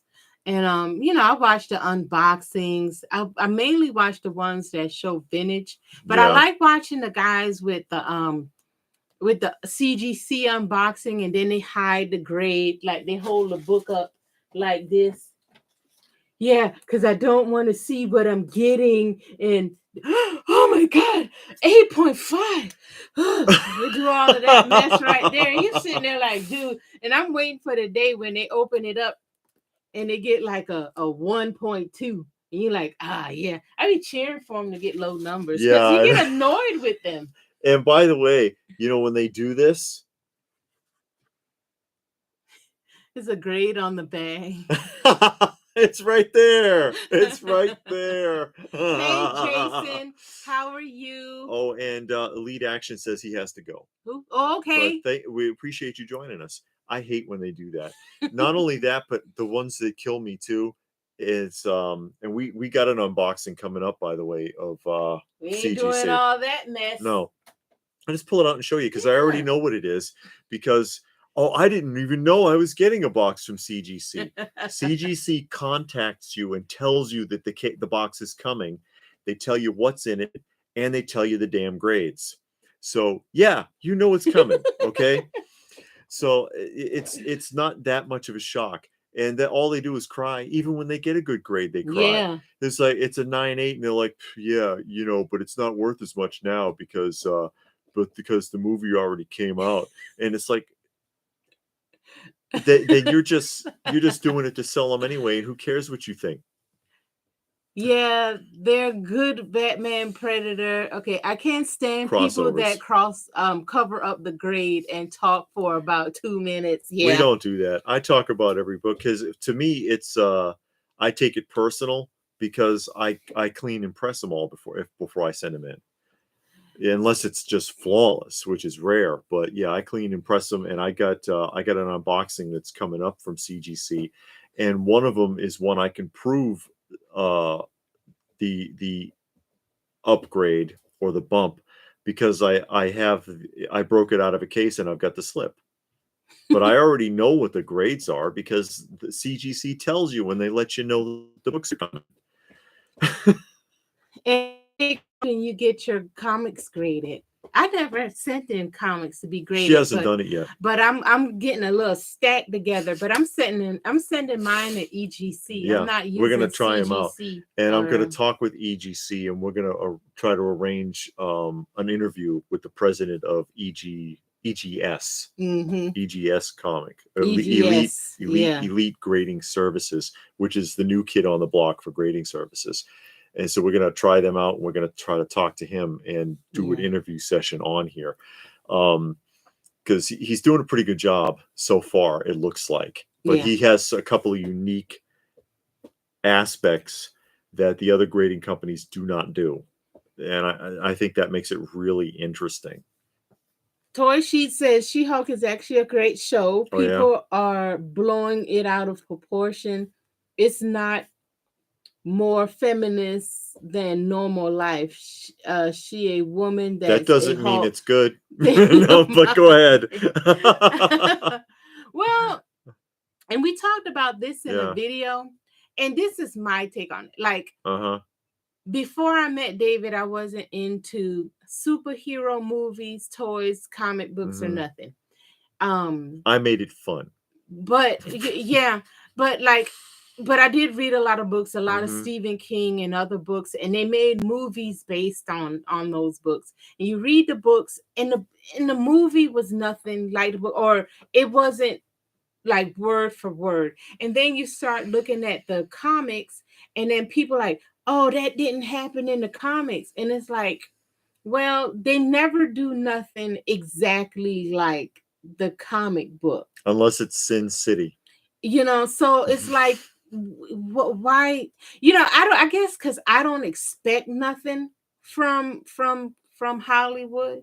You know, I don't put the two together. I don't put a Stephen King book together with the Stephen King movie. I expect them to be different because they've always been. You'd be shocked how drastically different the Rambo films are from the novels that they're based on. Yeah, and then when I got down to the comic books, like when I saw Morbius, I was fine with it because I never read the comic. I thought they just rushed it really bad. Yeah, but then when you're talking to a person that's never seen something, then it's like, oh, okay, you know, that's whatever, you know, it was some vampire guy and doing all this and that there. And then everybody, well, the comic didn't go like that. He was like this, he was like that. And it's like, why do you expect for the movie, the TV show to be exactly like the book? Yeah. It never happened before. So why do you think it's going to happen now? And that's the take I have now. That's just my personal opinion. I don't expect nothing from Hollywood. You don't get nothing from them. Sometimes you might get a winner. Sometimes you don't. Yeah. And that's how I look at it. I don't put nothing together when it comes to them. If it's a book, that's the book. This is the movie or the TV show. Two different roads. Never do the paths cross. Jason Risley is here. Hey, Jason. I said hey to him. Oh, did you? Yeah. I didn't hear it. I did. That's okay. And Frankie No says, is it more difficult to press older books? No, actually, it's a little more difficult to press the modern ones because they've got plastic in the pages. It's like the magazines. Like you go to the magazines and it's got like this plasticky feel to it. That's how it's printed.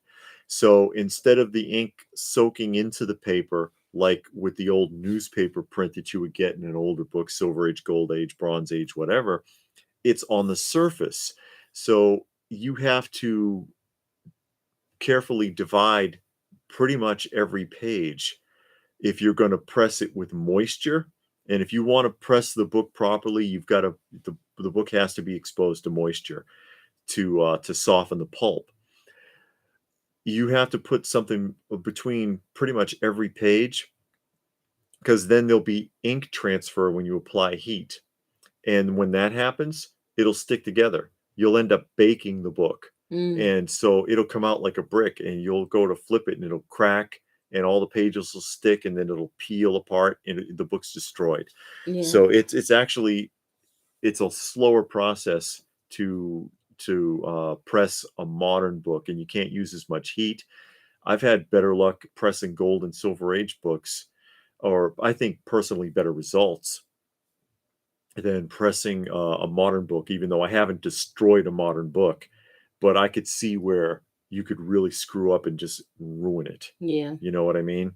Johnny says, I hear EGS is good. good. Yeah. Yeah, and they just updated their cases, because the major complaint that they had was that the cases weren't good. And we just saw a video with the owner. The video came out maybe a little more than a month ago. And in the video, he said that in August to mid-September, their new cases were going to be in, and they're going to have cases like this one, because the ones more like a traditional case. the ones before, it had hinges, and then they had to tape the corners, but now it's going to be more like this, where you can't tamper with it. So I'm waiting for them to get that and get it nice and settled in.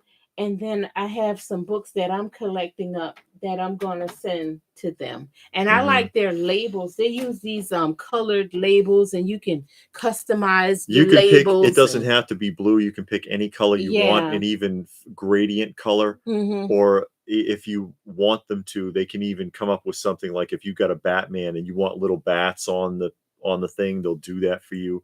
Not here's our picture, use it or don't, like CGC does.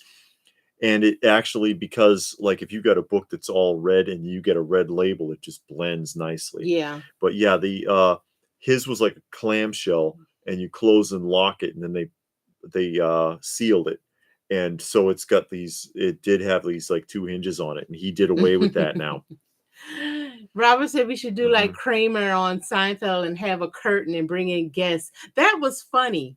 That episode, you remember when he found the found an TV old set. Yeah. From the Merv Griffin show, right? Yeah. I think. And Gilgamesh is here. Hey, Gilgamesh. Oh, you're late. You're real late. You get 3 demerits. 3. We're going up the scale.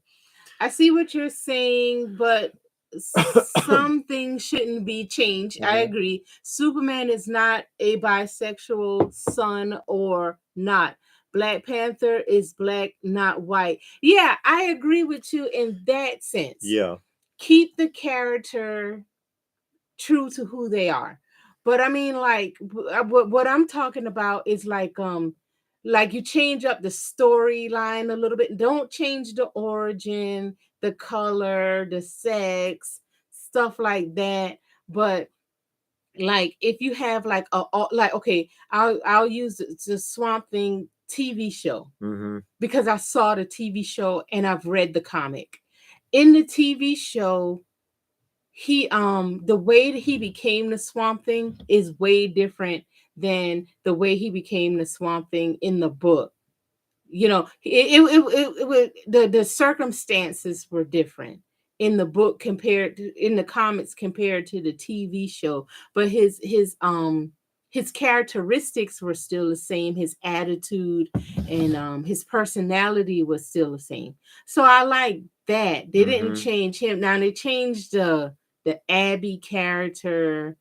They changed her, and she was all different, and you know, she was annoying in the comics, so she was more annoying in the TV show. Yeah. But yeah, I agree with what you're saying. Don't change them so much as their gender, their color, and all of that. But I don't know. I just don't expect nothing from Hollywood. I don't got to that point in my little years on Earth. Just don't expect to get nothing. If something good come out of it, yeah, it does. If it don't, it don't. Yeah, Robert, I did hear the rumor about the '89 Batmobile. He might do it. McFarlane. Oh yeah, McFarlane. Yeah. What scale? Well, it's probably the same as the ones he's already doing. Oh, okay. Okay. You know, around 6 inches. So that means he's gonna do the 89 characters then. Yeah. Okay, that might not be bad. The if he can get Nicholson's approval to make a Nicholson looking Joker, he don't allow licensing that often. But yeah. Anyway, back to your point, Frankie No-Nos. I think I have an easier time working with the older books, which surprises me because a lot of people complain that the older books are harder because some of them can be brittle, but I don't have too much trouble working with them. I do stuff that people say can't be done, like pressing autographed books and pressing square bound books. They're like, oh, you can't. Yeah, you can if you're careful and you know what you're doing. But and I've pressed for some other people before as well. You know, I've been hired out, if you will, hired hand on occasion. Yeah, I'll do a grading contract. I'm not that well known, so grading contract or cleaning contract. Well, no, yeah, that's right. Not grading. Master Magnetism is here. Hey, hello, Master. Wow, you're really late to the game. But we're glad you joined us anyways. Yeah. But yeah, cleaning and pressing. I mean, cleaning and pressing, not grading. NBA says, is there an old Marvel or DC character you guys would like to see come to life on the screen? The Weird, but they'd have to do it as an animated. I want to see Phantom Stranger come out. Or Haywire. Haywire is another miniseries from DC that was pretty interesting, and they never finished. They did 12-issue miniseries, but they left it open-ended, never got back to it. I liked Challenges of the Unknown. They were good. Yeah. And I like Phantom Stranger. I like his character, and I'm gonna start reading his book soon. I got some of his comics. I'm gonna start reading that soon. But I like those two. And that'll be nice if they do something with them. But then it's like, okay, what are you gonna do? How are you gonna make that work? Yeah, who knows? Yeah, well, it would probably work better as in animation. Detective Chimp. It'd be a great series. I don't know that one. But anyways, we're about to hit 3 hours. So we should probably go ahead and wrap up because you probably have dinner. We could probably get a bunch of strays at the back door looking for a meal. Yeah. Because we take care of a lot of stray animals. And when they want something, they sit at the window and stare at you. And look sad. And they sit there and look really sad. And it's heartbreaking. Looking pitiful. Yeah, I know. Just sit at the window. They jump up on the banister and press their face up in the window. And they line up on the banister and they all just sit there and look. Yeah. If you see at the end of our roundup videos, the weekly roundup, the action figure news, and I put a clip of cats, those are strays that we're taking care of. No, Robert, we can't turn it back. But again, if you came late, this should be saved on YouTube, and you can go ahead and watch it and catch up if you like. And if not, hey, that's okay. I can't make you. But anyways, we appreciate you all joining us this evening. Yeah. And, maybe we'll get a chance to do this again sometime soon. We got to feed the babies and probably feed ourselves. Yeah. So have a good night.